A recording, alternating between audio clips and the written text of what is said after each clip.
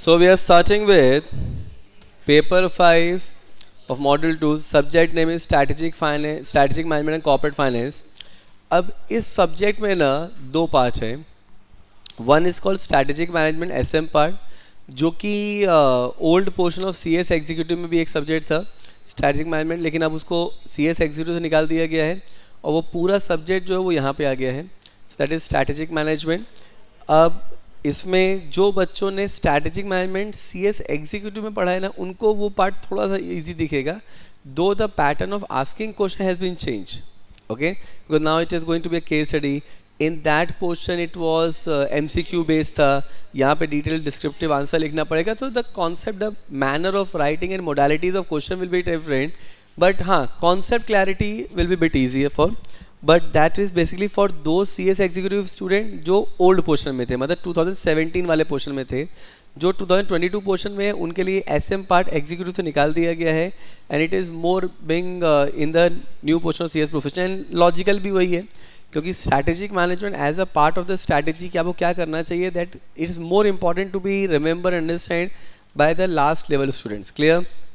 तो इस सब्जेक्ट में एक पार्ट जो है that is called strategic management which is of 40 marks, and जो दूसरा पार्ट है that is corporate finance. Now this is of 60 marks. So corporate finance जो है वो 60 marks का है and strategic management part जो है वो 40 marks का है. Clear? अब यहाँ पे corporate finance as a subject जो है which is of 60 marks, that is something I will be taking. And अब इस part में ना बहुत सारे chapters हैं, almost 10 chapters are there in the 10-11 chapters are there in this. So strategic management is having say 6 chapters, and then from chapter number 7 onwards it is a corporate finance. Clear? अब corporate finance में ना कुछ ऐसे term हैं जो आपको other chapter, वो दिए हुए एक ही चैप्टर में, बट आपको अदर चैप्टर्स में काफ़ी काम आते हैं. So today we are going to understand all those terminology basically which is going to help you in lot of other chapters, not in one chapter but in other chapters also, and those terms being given. So this is a chapter. इसमें आप लोग AIF पढ़ेंगे, public issue पढ़ेंगे, ESOP वापस पढ़ेंगे, then ADR GDR. So very versatile type का portion बनाया गया है. सो अब यहाँ पे सबसे पहले हम लोग चल रहे हैं chapter number, we are moving towards chapter number 12, नहीं चैप्टर 13.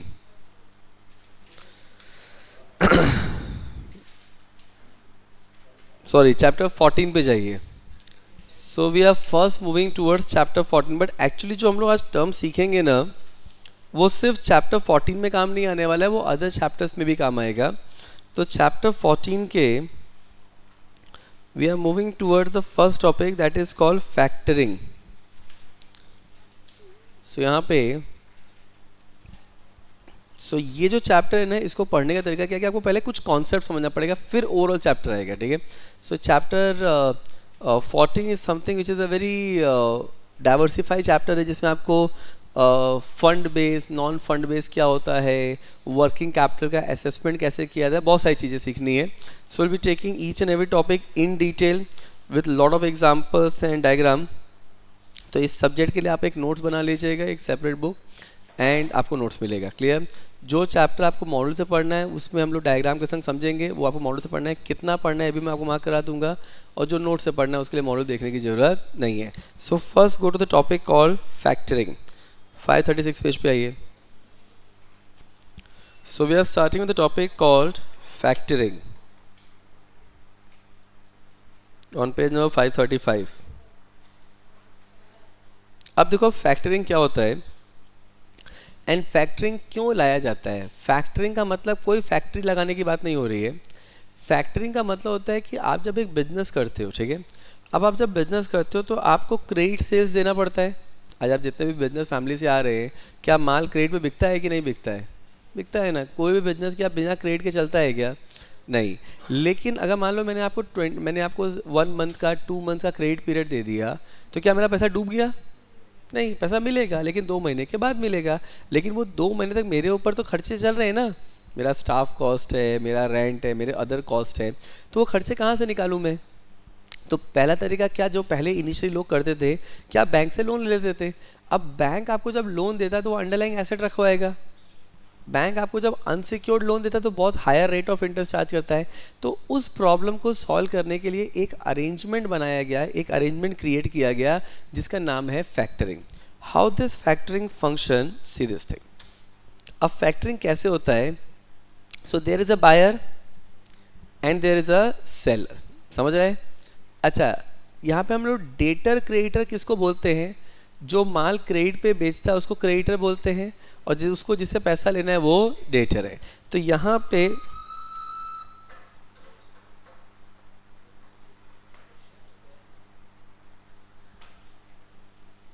सो डेटर क्रेडिटर में the person who sell goods on credit and is likely to receive the money in future, that person is to be called as creditor, and the person from whom the money is to be received is to be called as debtor. अब यहाँ पे seller ने क्या किया, goods बेचा credit पे, अब payment outstanding है, मान लो 1 महीने के बाद 30 डेज के बाद पेमेंट मिलेगा। तो यहाँ पे क्रेडिटर को उन 30 डेज के अंदर बिजनेस तो करना है, तो उसको फंड की जरूरत तो पड़ेगी। मेरे को आपसे पैसा मिलेगा 30 दिन 60 दिन के बाद, depend upon the terms of the sale. तो यहाँ पे जो सेलर है वो क्या करता है, फैक्टर के पास जाता है। फैक्टर कौन होता है, फैक्टर्स होते हैं basically bank and financial institution. और यहाँ पे सेलर क्या करता है, वो एक इनवॉइस इशू करता है in the name of buyer. Clear. अब सेलर जो है वो फैक्टर के पास जाता है और उसको वो इनवॉइस दे देता है। मतलब जब वो उसको इनवॉइस ट्रांसफ़र कर रहा है तो इसका मतलब वो सिर्फ इनवॉइस ट्रांसफ़र नहीं कर रहा है, वो एक राइट ट्रांसफ़र कर रहा है फैक्टर के नाम पे कि अब ड्यू डेट पे फैक्टर जो है वो इनवॉइस के अगेंस्ट में पैसा कलेक्ट कर लेगा। और वो पैसा फैक्टर को कब मिलेगा, फ्यूचर में, लेकिन फैक्टर पैसा उस इनवॉइस के सामने आपको सर्टेन प्रपोर्शन अभी दे देगा। मतलब आपको मान लो मेरा 1 लाख का बिल है, तो मेरे को फैक्टर ने मान लो 70-80% अभी पेमेंट कर दिया, तो मेरे को 70,000-80,000 रुपये अभी दे दिया। ये 80,000 से मेरी जो भी फाइनेंशियल नीड है, बिजनेस की रिक्वायरमेंट है, उसको मैं फुलफिल कर लूँगा। उसके बाद ड्यू डेट आएगा, ड्यू डेट में फैक्टर या तो सेलर, डिपेंड अपॉन कि दोनों के बीच में क्या अग्रीमेंट हुआ है, उसके हिसाब से पैसा कलेक्ट किया जाएगा। और जब पैसा कलेक्ट करेंगे तो पैसा कलेक्ट करने के बाद फैक्टर के पास पूरा 100% पैसा आ गया।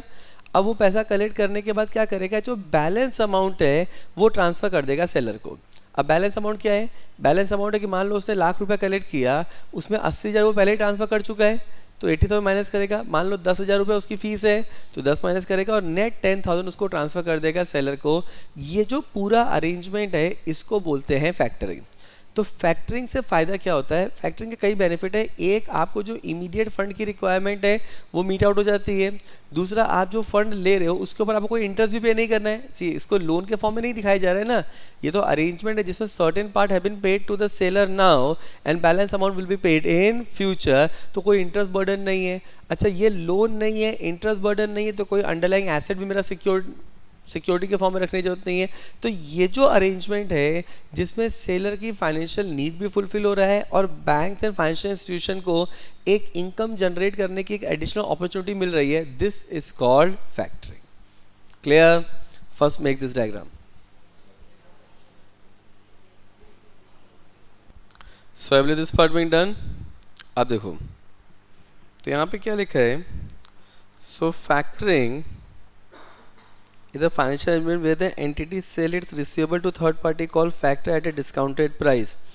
तो factoring is a financial option for the management of receivable in simple definition। मतलब यहाँ पे क्या कर रहे हो, आप future receivable को आज in cash करा रहे हो, that process is to be called as factoring। तो यहाँ पे आपने क्या किया, तो यहाँ पे what is required now, in simple definition it is the conversion of credit sales into cash. मतलब यहाँ पे आपने क्या किया, now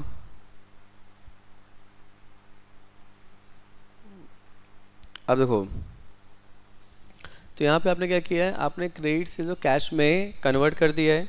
now in factoring a financial institution, factor buys account receivable of company and pay up to 80%, rarely up to 90% of the amount immediately on the formation of agreement. मतलब यहाँ पे आप क्या कर रहे हो, यहाँ पे आप जो एग्रीमेंट है उसका 80-90% आप उसको इमीडिएटली पे कर देते हो एंड बैलेंस का पे किया जाता है on future date.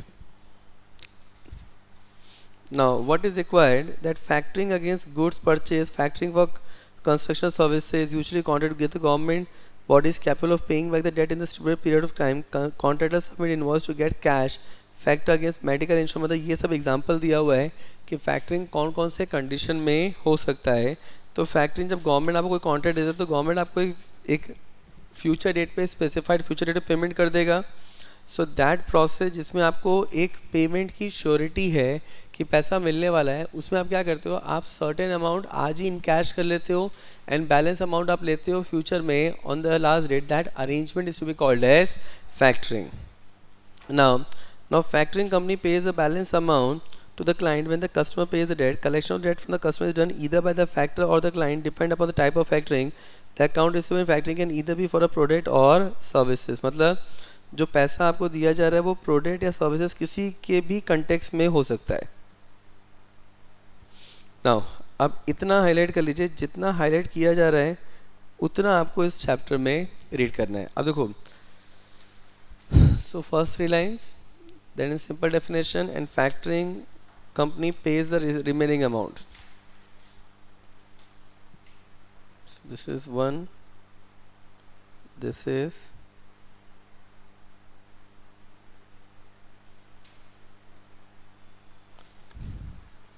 second and this is third. अब देखो, अब यहाँ पे ना इन लोगों ने फैक्टरिंग का एक डायग्राम दिया है और इससे ज़्यादा डिटेल डायग्राम हम लोगों ने बना लिया है। अब ये डिटेल डायग्राम जो बनाया है इसकी ज़रा नंबरिंग कर लीजिए। तो यहाँ पे so credit sales to customer and issuing invoice, यहाँ पे लिखो नंबरिंग 1, क्लियर। अब submit invoice to copy, that is numbering 2, then payment up to 80%, that is 3, payment of amount, that is 4, and pays the balance amount, that is 5. Clear? That something is to be called as factoring. That is nothing but the bank or financial institution. अब देखो, अब factoring में who are the parties involved? अगर हम लोग diagram को ध्यान से देखते हैं फैक्टरिंग के, तो कितनी पार्टीज इन्वॉल्व है यहाँ पे? 3 पार्टीज। कौन कौन सी? Seller, buyer and factor. तो यहाँ पे क्या दिया है?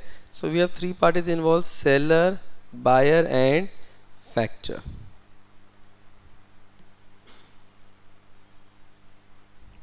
क्लियर? इसको हाईलाइट कर लो, सेलर, बायर एंड फैक्टर। अब देखो, अब ये फैक्टरिंग प्रोसेस होता कैसे है बहुत डिटेल में दिया हुआ है। इसमें हम लोग एक प्रोसेस को समझेंगे कि किया कैसे जाता है। सिंपल फंडा यहाँ पे, if you see the factoring as an arrangement, तो फैक्टरिंग में जब सेलर जाएगा, देखो सेलर को पैसे की ज़रूरत है तो सेलर जाएगा फैक्टर के पास। तो यहाँ पे ना मार्केट में ऐसे एजेंट्स होते हैं जो आपको फैक्टर से कनेक्ट करते हैं। तो सेलर क्या करता है, अपना पूरा डिटेल, बायर जो है उसका पूरा डिटेल, ये सारे डिटेल का एक इंफॉर्मेशन मेमोरेंडम बनाता है और वो डिटेल सबमिट करता है फैक्टर को। अगर फैक्टर को लगता है कि सेलर का क्रेडिट वर्दीनेस और बायर का क्रेडिट वर्दीनेस दोनों अच्छा है, तब तो फैक्टर ट्रांजेक्शन में आगे बढ़ेगा।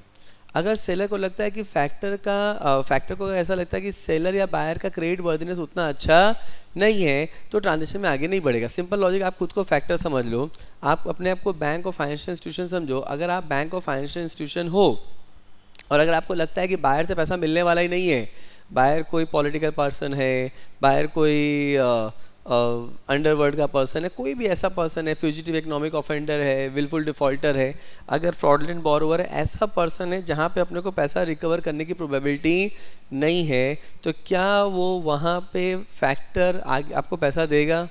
नहीं। सेकेंड थिंग यहाँ पे क्या है, नाउ अगर फैक्टर को लगता है कि सेलर जो है उसने इसी इनवॉइस के अगेंस्ट में और भी मार्केट से फंड रेज किया हो, क्रेडिट वर्दीनेस नहीं है, तो क्या आप एज ए फैक्टर क्या पैसा दोगे? नहीं। तो यहाँ पे आपको क्या करना पड़ता है, आपको क्रेडिट वर्दीनेस सेलर की भी स्ट्रांग होनी चाहिए, बायर की भी। तो सेलर जब फैक्टर से मिलेगा तो अपनी फाइनेंशियल नीड बताएगा। अगर फैक्टर को लगता है कि ट्रांजेक्शन में आगे बढ़ने की ज़रूरत है, तब तो आगे बढ़ेगा। अगर उसको लगता है कि ट्रांजेक्शन में आगे बढ़ने की ज़रूरत नहीं है तो आगे नहीं बढ़ेगा। अब अगर उसको लगता है फैक्टर को कि इन प्रिंसिपली कोई प्रॉब्लम नहीं है, तो वहाँ पे फैक्टर क्या करेगा ना, फैक्टर बायर को बोलेगा, सेलर को बोलेगा कि बायर का भी ड्यू डिलिजेंस कराओ, बायर का भी क्रेडिट वर्दीनेस कराओ, क्रेडिट रेटिंग कराओ एंड रिपोर्ट सबमिट करो। अब जब रिपोर्ट मिल जाएगा, ड्यू डिलिजेंस रिपोर्ट मिल जाएगा, उसके अगर फैक्टर को लगता है कि बायर, सेलर एंड बायर दोनों सही हैं, तब तो फैक्टर और सेलर के बीच में एक अग्रीमेंट होगा। जब अग्रीमेंट साइन होगा तो इनवॉइस ट्रांसफ़र किया जाएगा फैक्टर को, और फैक्टर 70-80% जो भी एग्रीमेंट एग्री हुआ है उतना पैसा ट्रांसफ़र कर देगा। एंड ड्यू डेट पे जब लास्ट डेट आएगा तो पैसा कलेक्ट किया जाएगा एंड बैलेंस अमाउंट ट्रांसफ़र करेंगे। Clear? This is how the factoring process will function. अब इसमें ना बहुत ज़्यादा डिटेल में दिया हुआ है, आपको कितना पढ़ना है उतना हाईलाइट करिए, सिर्फ उतना ही पढ़ेगा, ज़्यादा टाइम वेस्ट करने की जरूरत नहीं है। तो फैक्टरिंग प्रोसेस में the steps involve in factoring are listed below. अब इसमें ना तो पहला क्या लिखा है, the seller interact with the funding specially the broker and explain the funding need. Now the broker propose a preliminary client profile form and submit to the appropriate funder for consideration. Now once both the parties agree that factoring is possible, the broker put the seller in direct contact with the funder to answer additional question and to negotiate a customized factoring agreement which will meet the need of all the concerned person. At this point of time, the seller may ask to remit a fees with normal application to cover the legal charge costs which will include incurred during due diligence. What is due diligence? क्या आप एक background search कराते हो, एक background check कराते हो, किसका background search कराया जाता है? दोनों का, सेलर का भी एंड बायर का भी। Now this is the process by which the buyer's creditworthiness is evaluated through background check using national database services. अब ये नेशनल डेटाबेस सर्विसेज क्या होता है? आपने सुना होगा कि आपका स्कोर कार्ड होता है, आपका सिबिल स्कोर कार्ड होता है। What is CIBIL? Credit information bureau of India limited. तो आपका सिबिल स्कोर कार्ड चेक किया जाता है, ये देखते हैं कि कहीं कोई पर्सन जो है वो डिफ़ॉल्टर लिस्ट में तो नहीं है, कोई आरबीआई के डिफ़ॉल्टर लिस्ट में तो नहीं है। ECGC, what is ECGC? Credit guarantee corporation of India, ये आरबीआई की सब्सिडरी कंपनी है, कहीं आपका नाम उसके सैंक्शन लिस्ट में तो नहीं है। मतलब आप ये देखते हो कि जो पार्टीज इन्वॉल्व है ट्रांजेक्शन में वो क्रेडिट वर्दीनेस उनकी बराबर है या नहीं, ये समझा? अब यहाँ पे what is being said,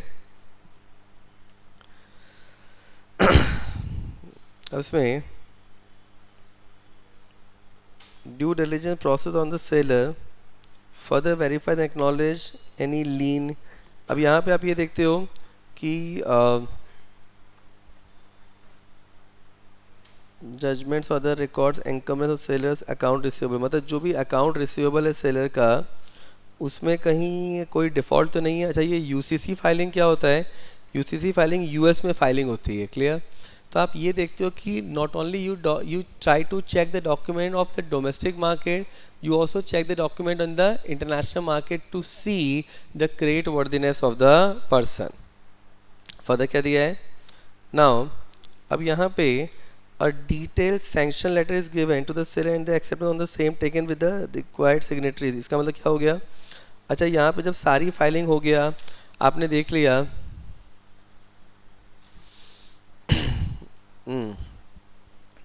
now what is being said that यहाँ पे आपने सारी फाइलिंग्स देख लिया, रेगुलेटरी रिकॉर्ड्स देख लिया, और अगर आपको लगता है कि ये ट्रांजेक्शन हो सकता है तो एक डिटेल सैंक्शन लेटर दिया जाता है सेलर को। कौन देता है sanction letter? Factor will give detail sanction letter to the seller, जिससे कि सेलर, जिसमें सारे टर्म्स एंड कंडीशंस लिखे होंगे। अच्छा, ये टर्म्स एंड कंडीशन वाली फाइल क्यों दी जाती है? सो दैट कि अगर आपको कोई भी ऑब्जेक्शन है टर्म्स एंड कंडीशन तो अभी बता दो। फर्दर क्या लिखा है?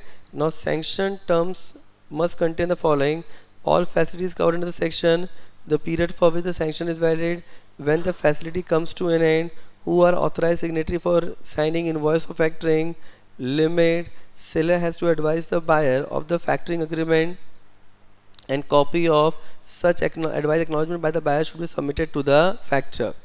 अब यहाँ पे ये सब चीज़ें जो हैं ये आपके सैंक्शन लेटर में कवर दी जाती हैं कि कितने पीरियड के लिए मिल रहा है, वैलिडिटी पीरियड कब ख़त्म होगा, लिमिट कितना है, इसकी कॉपी फैक्टर के पास भी दी जाएगी। प्राइमा फेसी ऑब्जेक्टिव ये है कि the factoring arrangement should be given effect by execution have to be done from both the parties. अब what is further being said, अच्छा ये जो लास्ट के दो है ना, ये हम लोग जब अनडिस्क्लोज फैक्टरिंग करते तो वहाँ पे नहीं आता। तो जब आप एग्जाम के पॉइंट से पढ़ोगे तो ये 5 पॉइंट पढ़ ले तो भी मोर देन सफिशिएंट है। अच्छा यहाँ पे आपको ना डिस्काउंटिंग चार्जेस फीस करना होता है। What is discounting charges? That is nothing but the fees, कि यहाँ पे जब फैक्टर आपके संग फैक्टरिंग अरेंजमेंट कर रहा है तो वो आपसे क्या फीस चार्ज करेगा, that have to be done. अब यहाँ पे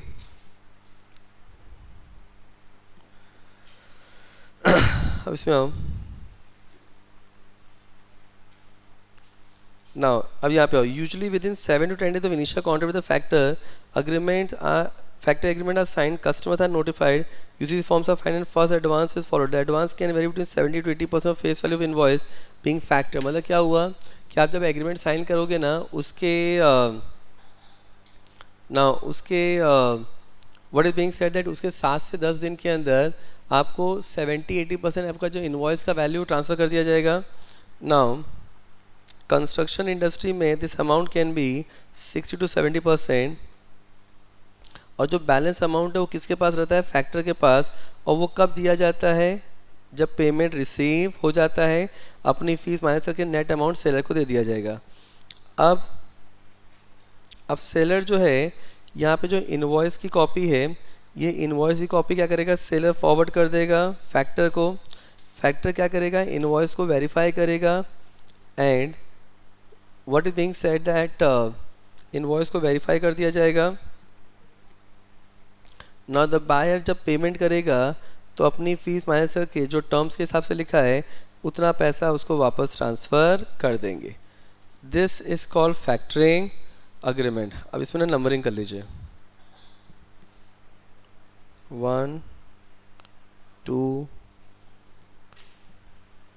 3 4 5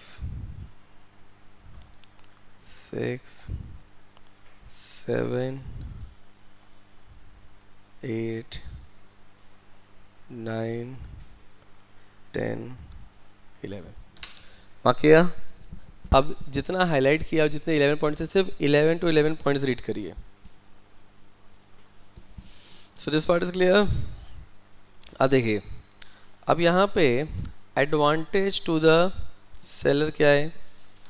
तो अब यहाँ पे अगर हम लोग ध्यान से देखें तो फैक्टरिंग का पूरा पर्पस किसके लिए एडवांटेजियस है? सेलर के लिए, क्योंकि फंड किसको मिल रहा है? सेलर को, and that too without creating any mortgage upon the asset. तो यहाँ पे क्या लिखा है? Now the seller get fund immediately after the sale is effected and on presentation of accepted sales invoice and promissory note। मतलब जैसे वो sales invoice को प्रेजेंट करेगा उसको पैसा मिल जाएगा। So what he is doing, he is creating converting credit sales into cash. क्या लिखा है? Major part of the paper work and correspondence taken care by the factor. मतलब जो भी पेपर वर्क है वो सारा का सारा कौन करता है? फैक्टर। बिकॉज किसके लिए ये एक एडिशनल सर्विसेज है? फैक्टर के लिए। तो and who are the factors in this transaction? Banks and financial institutions, they are in a better position to execute the agreement। तो यहाँ पे क्या लिखा है? तो वो लोग क्या करते हैं, उनके पेपर वर्क जो भी है, एग्रीमेंट जो भी ड्राफ्ट करना है, वो लोग बेसिकली वही लोग क्रिएट करते हैं। The follow up for recovery of fund is done mainly by the factor. देखो यहाँ पे डोंट यू थिंक फैक्टर का डायरेक्ट इंटरेस्ट इन्वॉल्व है? अगर यही लोन के फॉर्म में दिया गया होता तो क्या फैक्टर कोई फ़र्क पड़ता? नहीं। अगर लोन के फॉर्म में दिया है तो पैसा आपको मिले नहीं मिले मेरे को क्या फ़र्क पड़ने वाला है? मैं तो आपसे इंटरेस्ट चार्ज करूंगा। लेकिन यहाँ पे फैक्टर का डायरेक्ट इंटरेस्ट इन्वॉल्व है, इसलिए जो भी फॉलो अप करना है बायर से, पैसा बायर से रिकवर करना है, उसमें फैक्टर डायरेक्टली इन्वॉल्व रहता है। फर्दर क्या लिखा है? The interest rate is not as high as normal discounting, there is increase cash flow to meet payroll. तो इसका मतलब क्या हुआ? Now what is payroll? Payroll का मतलब होता है सैलरी पेमेंट करना। तो अगर मान लो मैं बिजनेस चला रहा हूँ, मैंने आपको क्रेडिट पे माल बेचा, लेकिन मेरे को अपने स्टाफ को सैलरी तो पे करना है ना। वो स्टाफ को सैलरी पे करने के लिए मैं फंड कैसे क्रिएट कर सकता हूँ? By doing this factoring agreement. Next क्या लिखा है? Now there is an immediate funding arrangement, no additional debt is incurred on the balance sheet. मतलब यहाँ पे from the seller point of view उसको पैसा भी मिल गया और उसकी बैलेंस शीट में कोई भी डेट भी क्रिएट नहीं हुआ। अच्छा, डेट क्रिएट नहीं हुआ तो मेरी बैलेंस शीट अफेक्ट नहीं हुआ, मेरे फाइनेंशियल रेशो तो अफेक्ट नहीं हुए। Now other asset are not encumbrance and approval is not based on the seller's credit rating. तो यहाँ पे मेरे जो बाकी एसेट है उन पे कोई एनकम्बरेंस भी क्रिएट नहीं हुआ। एंड यहाँ पे सेलर की क्रेडिट रेटिंग से ज़्यादा मोर इम्पॉर्टेंट क्या है, बायर की credit rating. Clear? So these are the basic advantage to the seller. अब यहाँ पे टाइप्स ऑफ फैक्टरिंग देखो टाइप्स ऑफ फैक्टरिंग में क्या लिखा है, there something called non recourse of full factoring. अब non recourse of full factoring का मतलब क्या होता है कि यहाँ पे देखो, मैंने आपको स्टार्टिंग में कितना पे किया था, 50, 60, 70, 80% था। मान लो मैंने 70% पे कर दिया, बैलेंस अमाउंट में कब पे करूँगा, जब मेरे को बाहर से पैसा मिल जाएगा। अच्छा, अगर पैसा नहीं मिला तो बैड डेट हो सकता है ना, हर बिजनेस में बैड डेट होता है कि नहीं होता है, होता है। तो अगर बैड डेट्स हुआ तो under the non recourse factoring या फुल फैक्टरिंग जो बैड डेट्स होगा वो फैक्टर इनकर करेगा। मतलब क्या हुआ कि इन दिस एग्जांपल अगर बायर ने पेमेंट नहीं किया तो जो लॉस हुआ है वो फैक्टर एब्जॉर्व करेगा। अब अगर फैक्टर एब्जॉर्व करेगा तो आप ऐसा सोच सकते हो कि यार ये क्या चल रहा है साला, ये तो बेकार में फैक्टर को लॉस में लगा दिया। अरे लॉजिकली समझो, यहाँ पे अगर फैक्टर लॉस एब्जॉर्व करेगा तो वो स्टार्टिंग में सेलर को कितना पेमेंट करेगा, 80% पे करेगा, नहीं वो तो 60-70% पे करेगा। और बोल सकता है, और वहाँ पे फैक्टर की जो फीस होगी वो ज़्यादा होगी या कम होगी, ज़्यादा होगी। वो बोलेगा भाई मेरी फीस 25% है, मैंने आपको स्टार्टिंग में पे कर दिया 60%, ठीक है। अब अगर यहाँ पे कल की तारीख में लॉस हुआ तो लॉस मैं एब्जॉर्व करूँगा, लेकिन मेरी फीस ज़्यादा रहेगी। अब it's like a term insurance. आप लोग पता है इंश्योरेंस में जब आप इंश्योरेंस पॉलिसी लेते हो, लाइफ इंश्योरेंस पॉलिसी, तो there something called endowment policy, there something called term policy. Term policy में क्या होता है कि अगर आप मरोगे तब तो पैसा मिलेगा, अगर आप नहीं मरोगे तो पैसा जो दिया है वो डूब जाएगा। ये पता है आप लोगों को? तो आप टर्म इंश्योरेंस में क्या होता है कि अगर मान लो मैंने 1 करोड़ की टर्म पॉलिसी लिया है तो साल का प्रीमियम जो होगा ना वो कुछ अराउंड होगा 20 से 25 हज़ार रुपये। साल का प्रीमियम 20 हज़ार रुपये, ठीक है। अब अगर आपका साल का प्रीमियम 20 हज़ार रुपये है तो आपका 10 साल की मतलब 25 साल की पॉलिसी का प्रीमियम कितना हुआ, 5 लाख रुपये। अब 5 लाख रुपये आप इंश्योरेंस कंपनी को पे करोगे, एंड इंश्योरेंस कंपनी अगर आप मर गए 25 साल के बीच में तो इंश्योरेंस कंपनी आपको 1 करोड़ रुपये देगी। लेकिन अगर आप उस 25 साल में नहीं मरे तो वो जो 5 लाख रुपये आपने पे किया है वो डूब जाएगा। समझा? तो मरना काफ़ी अच्छा है उस समय, ठीक है। अब लॉजिक ये है, अच्छा वहाँ पे मरने के भी कंडीशंस होते हैं। आप कभी टर्म इंश्योरेंस पॉलिसी पढ़ोगे, मैं तो पॉलिसी लिया तो मैंने उससे पूछा कि भाई सुसाइड करना अलाउ है क्या, तो सर आप ऐसे क्यों पूछे, मैं कहा भाई मैं शादीशुदा आदमी हूँ, ठीक है, सब चीज़ें पता होनी चाहिए, ठीक है। अब मैंने उससे पूछा कि सुसाइड अलाउ है, तो उसमें ना आपका सुसाइड अलाउड नहीं है, आप एक्सीडेंट से नहीं मर सकते, आप किसी टेररिस्ट एक्टिविटी से नहीं मर सकते, किसी नेचुरल कैलामिटी से नहीं मर सकते, आप किसी मेजर प्रॉब्लम बीमारी से नहीं मर सकते। फिर मरना कैसे, पहले ये बता मेरे को। तो मतलब आप ऐसे चलते चलते बस निकल जाओ। अगर आप चलते चलते एक नेचुरल डेथ होती है, कोई भी आर्टिफिशियल डेथ नहीं है, तो ही पैसा मिलेगा, नहीं तो नहीं मिलेगा। इसका मतलब अब एक चीज़ बताओ, चलते चलते कोई निकल जाए इसकी प्रोबेबिलिटी तो कम हो गई ना। मतलब वहाँ पे उन्होंने आपके मरने के ऊपर कंडीशन डाल दिया, और अगर आप इसमें से किसी भी तरीके से मरे हो तो पैसा डूब जाएगा। समझा? तो वहाँ पे वो आपके लिए बड़ा रिस्क लेते हैं, तो वहाँ पे कंडीशन भी डाल देते हैं। सेम लॉजिक यहाँ पे है कि यहाँ पे अगर फुल फैक्टरिंग हो रहा है जिसमें रिस्क जो है वो अगर कौन ले रहा है, factor, so they will charge you high amount of fees, second they will initial payment जो होगा वो थोड़ा कम हो जाएगा, एंड कंडीशंस आ जाते हैं यहाँ पे। तो इसमें क्या लिखा है, so under this type of factoring the bank takes all risk and bear all loss in case of debt becomes bad debts. ये समझा? तो यहाँ पे रिस्क कौन उठा रहा है, पूरा का पूरा रिस्क बैंक उठा रहा है। अब सेकेंड फैक्टरिंग दिया है रिकोर्स फैक्टरिंग। अब रिकोर्स फैक्टरिंग क्या है, नाम से मालूम पड़ रहा है, अगर नॉन रिकोर्स में रिस्क कौन उठा रहा है, बैंक, तो रिकोर्स फैक्टरिंग में रिस्क कौन उठाएगा, सेलर। तो यहाँ पे क्या लिखा है, so under this type of factoring the bank purchases receivable on the condition that any loss arising on account of bad debt will be borne by the company which has taken the factoring। तो यहाँ पे ये जो factoring है इसमें risk of default is absorb by seller. तो non recourse या full factoring के आगे लिखो risk of default full factoring आगे लिखिए, risk of default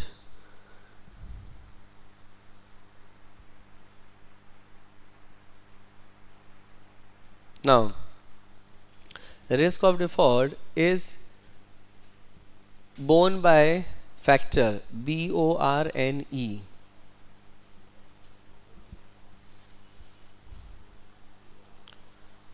BORNE. And second लिखो, risk of default is borne by seller. अच्छा उसमें ऊपर लिख देना is borne by factor. First में क्या लिखा था, नॉन रिकॉर्ड्स में क्या लिखा था, risk of default is borne by factor. Factor के आगे ब्रैकेट में लिखो bank slash financial institution, bank slash financial institution and not bye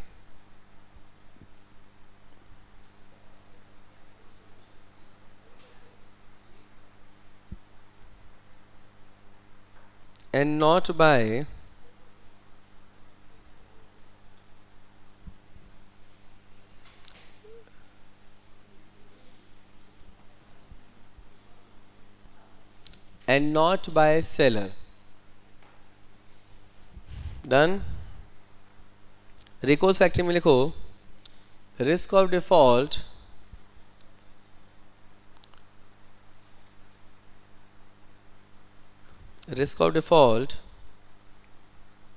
is borne by seller and not by factor.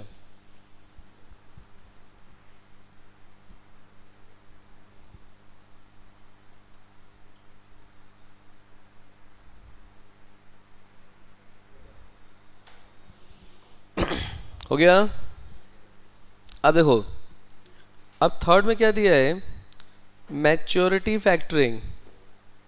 अब मैच्योरिटी फैक्टरिंग में क्या होता है, अच्छा एक चीज़ बताओ, आप में से कितने लोग बिजनेस फैमिली से आते हैं, बिजनेस फैमिली से, और आप लोग बिजनेस में इन्वॉल्व होते हैं,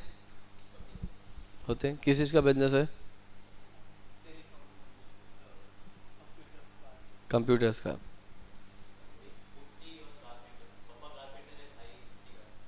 ओके आप कपड़े का. अच्छा तो जब आप लोग जो भी बिजनेस फैमिली से आ रहे हैं, आप लोग के बिजनेस में सेल्स, क्रेडिट सेल्स होता है. आई थिंक मेजर काम तो क्रेडिट पे होता होगा, क्रेडिट पे देना पड़ता है. अच्छा आप क्रेडिट में देते हो तो जब ऐसा मान लो मैंने आपको माल बेचा क्रेडिट पे और 30 दिन का क्रेडिट पीरियड था, तो क्या बायर खुद 31st डे पे खुद ही पैसा लेके आ जाता है आपको देने के लिए? ऐसा इंडिया में होता है क्या? नहीं. अच्छा कभी भी नहीं होता. ठीक है. अच्छा आप उससे पैसा मांगो, मान लो आपने ड्यू डेट से पहले पैसा मांगा तो क्या बोलेगा, अरे टाइम तो आने दो भाई, बराबर ना. लेकिन आपने ड्यू डेट पे पैसा मांगे तो क्या उस दिन एकदम इज्जत से दे देता है? नहीं, थोड़ा सा लटकाएगा, बोलेगा अरे यार पैसा नहीं है, अरे एकदम आप समझते नहीं हो, मार्केट कंडीशन ख़राब है, जहर खाने में पैसा नहीं है, 50 बातें बोलेगा, लेकिन टाइम पे पेमेंट नहीं करेगा. इसका मतलब डिफ़ॉल्ट की प्रोबेबिलिटी हमेशा है. अच्छा यहाँ पे जो फॉलोअप करना पड़ता है वो भी काफ़ी करना पड़ता है. मतलब अब मैं सेलर हूँ, मेरे को ये फॉलोअप का सरदर्द नहीं चाहिए, मेरे पास पैसा है लेकिन मेरे को ये फॉलोअप नहीं चाहिए. अच्छा अगर मान लो सेलर इंडिया के बाहर का है तो डोंट यू थिंक उसकी तो प्रोबेबिलिटी काफ़ी लेस हो जाएगी रिकवरी करने की. तो यहाँ पे मैच्योरिटी फैक्टरिंग में क्या होता है कि जो फैक्टरिंग सेलर कर रहा है ना, वो इसलिए नहीं कर रहा है कि उसको एडवांस में पैसा चाहिए, उसको सिर्फ फॉलोअप से बचने का है. मतलब अब यहाँ पे उसने फैक्टरिंग कर दिया, अब फैक्टरिंग का सारा फॉलोअप कौन करेगा? फैक्टर.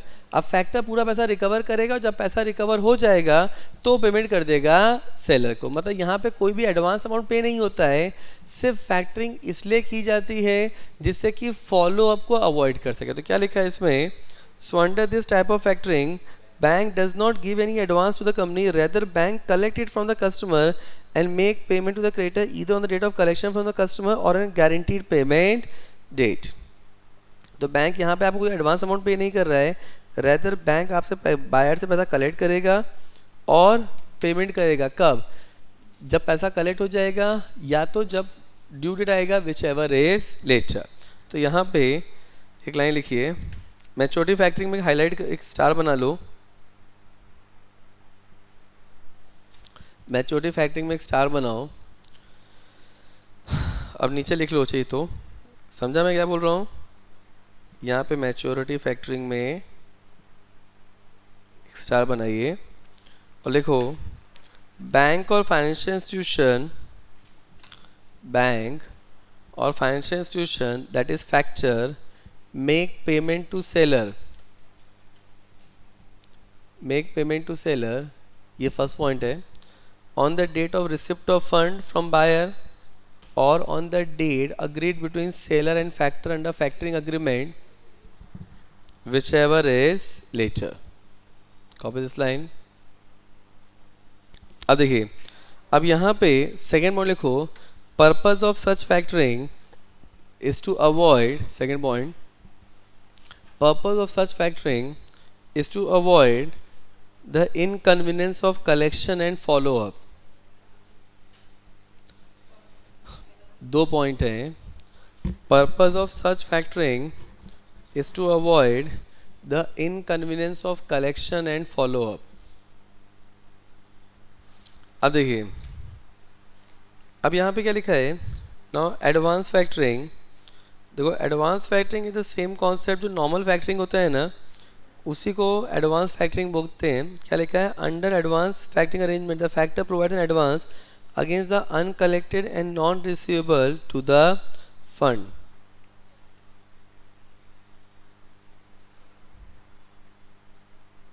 अब यहाँ पे अनडिस्क्लोज फैक्टरिंग क्या है. सी, अनडिस्क्लोज फैक्टरिंग में क्या होता है कि आज यहाँ पे आप फैक्टरिंग तो कर लेते हो, लेकिन आपने फैक्टरिंग किया है ये आप डिस्क्लोज नहीं करते हो. किसको डिस्क्लोज नहीं करते हो, बायर को. क्योंकि आपने बायर को डिस्क्लोज कर दिया तो इन दैट केस बायर जो पेमेंट करने का थोड़ा प्रेशर क्रिएट करे तो वो भी रिलेक्टेंट हो जाएगा, बोलेगा भाई पैसा मिल तो चुका है, शांति रखो ना यार. इसका मतलब सिंपल फंडा, मान लो मैं बायर हूँ, आप सेलर, आपको पैसे जो होते हैं आप मेरे पीछे पड़ोगे, भाई पैसा दो पैसा दो पैसा दो. मैं आपको टरकाया जा रहा हूँ कि हाँ आज करता हूँ, कल करता हूँ, परसों करता हूँ. उसी बीच में मेरे को मालूम पड़ता है कि आपको बैंक से पैसा मिल गया है. तो यहाँ पे मेरा अप्रोच क्या होगा, मेरे को बहुत शर्म आएगी और मैं पेमेंट आपको सामने से करूँगा नहीं. रैदर मैं बोलूँगा भाई तुमको पैसा मिल गया है ना, थोड़ा शांति रखो ना यार. इसका मतलब यहाँ पे मैं और डिले करूँगा. तो और डिले ना हो इसके लिए यहाँ पे सेलर फैक्टरिंग तो करता है लेकिन फैक्टरिंग डिस्क्लोज नहीं करता. तो यहाँ पे क्या लिखा है, so under this type of factoring the customer is not informed of the factoring agreement. The firm may collect dues from the customer on his own or instruction to make a remit once at some other address. तो यहाँ पे तो इसमें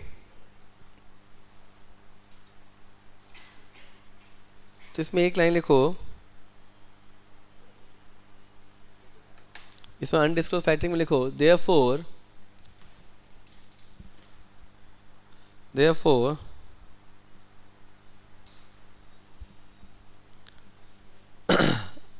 Therefore, the factoring arrangement is not being disclosed to the buyer. Done? अब देखिए, अब यहाँ पे लास्ट दिया है, now there is something called invoice discounting. अब invoice discounting क्या है, invoice discounting is nothing but the loan. तो यहाँ पे आपको जो भी पैसा फैक्टर ने दिया है वो लोन के रूप में ट्रीट किया जाएगा. आपको पैसा बायर से मिलता है नहीं मिलता उससे फैक्टर को कोई लेना देना नहीं है. उसने आपको लोन दिया, उस पे लोन पे वो इंटरेस्ट चार्ज करेगा. तो यहाँ पे क्या लिखा है, so under this type of factoring the bank provide an advance to the company against the account receivable and in turn charge interest rate from the company for the payment which bank has given to the company. मतलब जो आपको पैसा दिया गया है तो वहाँ पे उसके सामने आपसे इंटरेस्ट चार्ज किया जाएगा. तो इसमें लिखिए, नो वहाँ पे लिखो डैश रखिए, also called as loan against invoice. So this entire part is to be called as factoring. Clear? अब ये जितना हाईलाइट किया है ना, एक बार पूरे पार्ट को रीड कर लीजिए और कुछ पूछना है तो पूछ लीजिए. I don't see any potential doubt, read entirely. अब देखिए, so I believe factoring is clear. अब एडवांस फैक्टरिंग क्या होता है, advance factoring is a normal factoring. तो जो पूरा फैक्टरिंग का जो अरेंजमेंट है वो एडवांस फैक्टरिंग ही होता है, क्योंकि उसमें आप पहले स्टार्टिंग में एक सर्टेन अमाउंट पे करते हो एंड उसके बाद and that money which have been paid is against the uncollected amount. क्योंकि पैसा भी तो कलेक्ट नहीं हुआ है ना, पैसा कब कलेक्ट होगा, बायर से ड्यू डेट पे. तो वो जो फैक्टरिंग है that is something is to be called as advance factoring. Done, which means that देखो ये जो एडवांस फैक्टरिंग है ये रिकोर्स और नॉन रिकोर्स दोनों में ही हो सकती है. तो it is not something that कि एडवांस अलग है रिकोर्स अलग है. ये एक्चुअली जब आप देखते हो फैक्टरिंग में तो सारे टर्म्स एक साथ मिक्स होकर आते हैं. ठीक है, दिस पार्ट इज क्लियर? अब आप लोग आइए डिस्काउंटिंग के कॉन्सेप्ट पे. So come to the next topic, that is to be called as discounting. आप समझे ना कैसे पढ़ना है? So first topic what you have to study is factoring. The second topic what you have to cover is discounting. अब discounting क्या होता है पहले कॉन्सेप्ट समझो. डिस्काउंटिंग में एक यहाँ पे बिल ऑफ एक्सचेंज आता है. तो यहाँ पे एक नेगोशिएबल इंस्ट्रूमेंट इशू किया जाएगा. एंड नेगोशिएबल इंस्ट्रूमेंट आप क्या करते हो, बैंक के पास लेके जाते हो और बैंक उसके अगेंस्ट में आपको सर्टेन अमाउंट पे कर देता है. एंड बैंक पैसे को कलेक्ट करता है on due date. That is to be called as discounting of bill of exchange. How this function, see this thing. तो यहाँ पे सो डिस्काउंटिंग में so there is a buyer and there is a seller. ठीक है. अब seller ने क्या किया, गुड सेल किया ऑन क्रेडिट. पेमेंट मिलने वाला है मान लो 10 करोड़ का 30 दिन के बाद. अब यहाँ पे सेलर क्या करता है, सेलर यहाँ पे एक बिल ऑफ एक्सचेंज इशू करता है. एंड ये बिल ऑफ एक्सचेंज इशू किया जाएगा किसको, डेटर को. एंड देन अब सेलर क्या करता है, उस बिल ऑफ एक्सचेंज को ले जाके बैंक को देता है. एंड बैंक से उसके सामने मान लो 10 करोड़ का बिल है तो उसने 8 करोड़ रुपये ले लिया, तो बिल को डिस्काउंट कर लिया. एंड देन जब ड्यू डेट आएगा तो वहाँ पे बायर जो है वो पेमेंट 10 करोड़ का कम्प्लीटली किसको करेगा, बैंक को. जिससे कि बैंक को एक एडिशनल 2 करोड़ का इनकम हो रहा है. और ये 2 करोड़ का इनकम क्यों हो रहा है, क्योंकि सेलर ने अपने बिल को पहले ही डिस्काउंट कर लिया था. तो बाद में जब 10 करोड़ रुपये मिलेगा तो बैंक उसको वापस नहीं करेगा, ये पैसा बैंक का हो गया. तो एंड बायर को जो मिलना, जो सेलर को मिलना था वो उसने बैंक ने पहले ही दे दिया है. इस तरीके के अरेंजमेंट को बोलते हैं डिस्काउंटिंग. क्लियर? सीक्वेंस समझ में आ रहा है नंबरिंग का. तो seller sold goods on credit, that is point 1 and payment of 10 crore is pending, that is after 30 days. अब सेलर क्या करता है, issue bill of exchange to buyer. और जब वो बिल ऑफ एक्सचेंज बायर को देता है, अब सेलर क्या करता है, सेलर डिस्काउंट करता है बिल ऑफ एक्सचेंज को टू बैंक और फाइनेंशियल इंस्टीट्यूशन. जब वो बैंक के सामने बिल को डिस्काउंट करता है तो अब बैंक क्या करता है, बैंक 8 करोड़ का पेमेंट कर दिया. एंड देन जब ड्यू डेट आएगा तो buyer make payment to bank of financial institution due date. Now if buyer makes payment make default in payment, then seller need to compensate bank to the extent of default made. मतलब मान लो 10 करोड़ पे नहीं किया, उसने 5 करोड़ पे किया, तो जो बैलेंस 5 करोड़ किसको पे करना पड़ेगा, सेलर को. Clear? This concept is called discounting. Copy this diagram please. Now see this thing. अब इसमें क्या दिया है, सो यहाँ पे सो आई बिलीव डायग्राम सबने बना लिया है.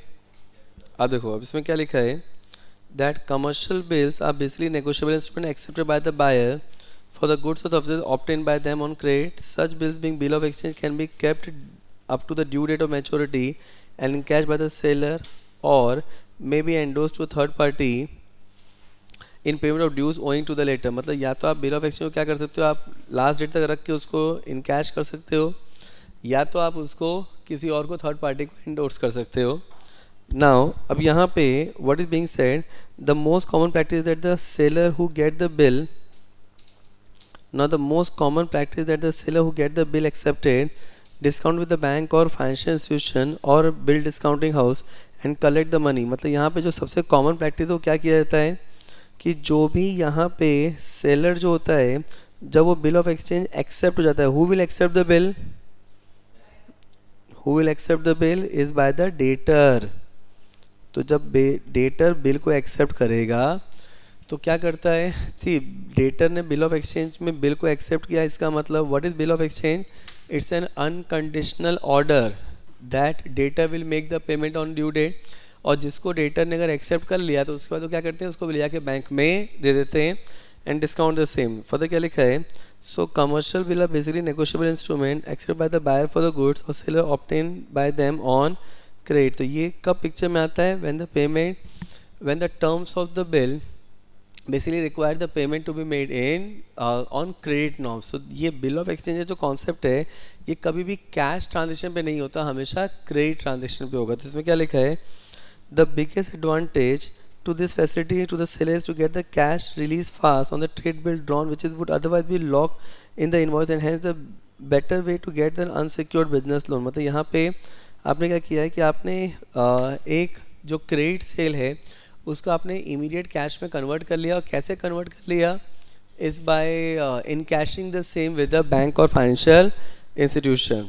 अब इसमें जो सबसे बड़ी प्रॉब्लम है वो क्या है, the difficulty which stand in the bill market development incumbence of stamp duty. देखो, एक तो इंडिया में जितने वैल्यू का क्रेडिट ट्रांजेक्शन होता है और जितने वॉल्यूम का क्रेडिट ट्रांजेक्शन होता है, क्या उतने स्टैम्प पेपर हैं इंडिया में? नहीं। इंडिया में हर एक छोटे से छोटा ट्रांजेक्शन में क्रेडिट पे होता है। अब अगर आप हर ट्रांजेक्शन के लिए स्टैम्प ड्यूटी लेके आओगे, स्टैम्प पेपर लेके आओगे, तो स्टैम्प पेपर ही नहीं होते। सेकेंड थिंग, यहाँ पे स्टैम्प ड्यूटी का खर्चा कौन उठाएगा? बाय जिसने सेल किया है वो तो खुद ही क्रेडिट पे सेल कर रहा है, तो उसका तो पैसा है ही नहीं। और जो बायर है वो क्यों एडिशनल कॉस्ट इनकर करना चाहेगा? अगर आप बायर हो, फॉर एग्जांपल इसको ऐसे समझो, आप बायर हो, मैं आपको बोलता हूँ कि आपने क्रेडिट पे मेरे से गुड्स परचेज किया है, मैं आपको बोलता हूँ कि मैं आपको बिल ऑफ एक्सचेंज इशू कर रहा हूँ, उसको आप उस पर स्टैम्प ड्यूटी आप पे करो, तो आप मेरे को बोलोगे ना कि भाई स्टैम्प ड्यूटी किस चीज़ का, मैं आपको 30 दिन बाद पेमेंट करने ही वाला हूँ और 30 डेज का क्रेडिट पीरियड मार्केट में सभी लोग दे रहे हैं, तो मैं एक्स्ट्रा कॉस्ट क्यों लूँ? तो आप एक्स्ट्रा कॉस्ट लेना नहीं चाहोगे एज ए बायर, एंड मैं सेलर, मेरे पास पैसा ही नहीं, तो मैं एडिशनल कॉस्ट का बर्डन कहाँ से लाऊंगा? तो जो इंसिडेंस ऑफ स्टैम्प ड्यूटी है ना, ये सबसे बड़ी प्रॉब्लम है। Then shortage of stamp paper, then reluctant of buyer to accept bill, predominance of cash credit system of lending, and administrative work involved in handling document of the title of the goods। ये जो है ना, these are the common problem with respect to the discounting of bill of exchange। clear? जितना highlight किया है सिर्फ उतना read करना है, तो यहाँ पे so read only the highlighted part please। सी यहाँ पे जो वर्ड लिखा है ना, predominance of cash credit system of lending. Now cash credit system of lending का मतलब होता है कि यहाँ पे जब आप एक क्रेडिट ट्रांजेक्शन में एंटर करते हो ना, तो वहाँ पे ज़्यादा डॉक्यूमेंट नहीं होता है। वो एक cash credit system of lending है जिसमें आपका कैश इन्वॉल्वमेंट होता है कि आपको सर्टेन अमाउंट अभी पे कर दिया, बाकी बोला कि बाद में पे करना, तो वहाँ पे ज़्यादा पेपर वर्क इन्वॉल्व नहीं है, ज़्यादा लीगल कॉम्प्लिकेशन इन्वॉल्व नहीं है, जिसके अपने पॉजिटिव अपने निगेटिव हैं। तो यहाँ पे because the Indian market does not believe in creating a lot of paper trail, and because of that very nature and the volume of credit transaction takes place is so high that the number of stamp paper is not that adequate enough is that so stamp paper is not enough available for that, and who is going to bear the cost of stamp duty? Now these are the three broad reasons because of that the discounting market is not being very popular in India। clear? So this is your discounting concept. तो पहले ये diagram बनाना, इसको पढ़ना, and then only the highlighted part, that is more than sufficient. Clear? Now come to loan against securities. अब ये क्या है? देखिए, loan against securities, now that is being given on page number 531। So third topic is loan against securities. तो आप जो notes लिख रहे हैं ना, उसमें फर्स्ट टॉपिक आपने फैक्टरिंग लिखा होगा, second topic discounting, third hand डालो लोन अगेंस्ट सिक्योरिटीज, और वहाँ लिखना रेफर पेज 531 532। ओके, अब लोन अगेंस्ट सिक्योरिटीज का मतलब क्या होता है? सिंपल फंडा, आज मान लो मैंने एमआरएफ में इन्वेस्टमेंट किया है, हो सकता है मेरे पास एमआरएफ के 10 शेयर्स पड़े हैं, अभी एक शेयर की वैल्यू एक शेयर की वैल्यू लाख रुपए, 1,10,000 के आसपास चल रही, तो मेरे पास 10 शेयर्स पड़े हैं, 100 शेयर्स पड़े हैं, तो मतलब मेरी वैल्यू तो running into lakhs and crore में चली गई। अब मेरे पास अगर 10 लाख रुपए का एमआरएफ पड़ा है और मेरे को एक 3-4 लाख रुपए के लोन की ज़रूरत है, तो मैं उस एमआरएफ के जो मैंने इन्वेस्टमेंट किया है उसके अगेंस्ट पैसा ले लेता हूँ। तो ये जो मैंने लोन लिया है बैंक से, फाइनेंशियल इंस्टीट्यूशन से, against securities, that is to be called as loan against security. तो यहाँ पे सिर्फ शेयर्स ही नहीं आते हैं, यहाँ पे डिवेंचर्स आ सकते हैं, यहाँ पे यूनिट्स ऑफ म्यूचुअल फंड आ सकते हैं, यहाँ पे गवर्नमेंट बॉन्ड्स आ सकते हैं, नाबार्ड यूनिट्स हो सकते हैं, इंश्योरेंस पॉलिसी हो सकती है। ऑल दोज थिंग के अगेंस्ट में अगर आप लोन लेते हो, then that is to be called as loan against securities. तो यहाँ पे क्या लिखा है? तो bank and financial institution come out with innovative way to fulfill the monetary requirement of every individual as per the credit worthiness and paying ability. One step in this direction has been loan against securities, preferably called LAS, LAS, loan against securities। और अगर हम loan लेते हैं against property तो उसको बोलते हैं lap, loan against property. तो तो under loan against security, loan is advance to the customer against the pledge of the security, simply put loan against insurance policy, mutual fund, NSC. Now what is NSC? National saving certificate. Clear? तो यहाँ पे National Savings Certificate security, the list of approved securities against which the LAS can be approved varies from bank to bank, but primarily the following are considered to be approved securities against which LAS can be given. तो यहाँ पे bank आपको किन securities के against में आपको loan दे सकता है? तो it can be non convertible debenture, it can be mutual fund unit, NABARD, dematerialised share, national saving certificate and insurance policies. इन सब के अगेंस्ट में किसान विकास पत्र जो है, इन सब के अगेंस्ट में अपने को लोन मिल सकता है. अब यहाँ पे क्या लिखा है?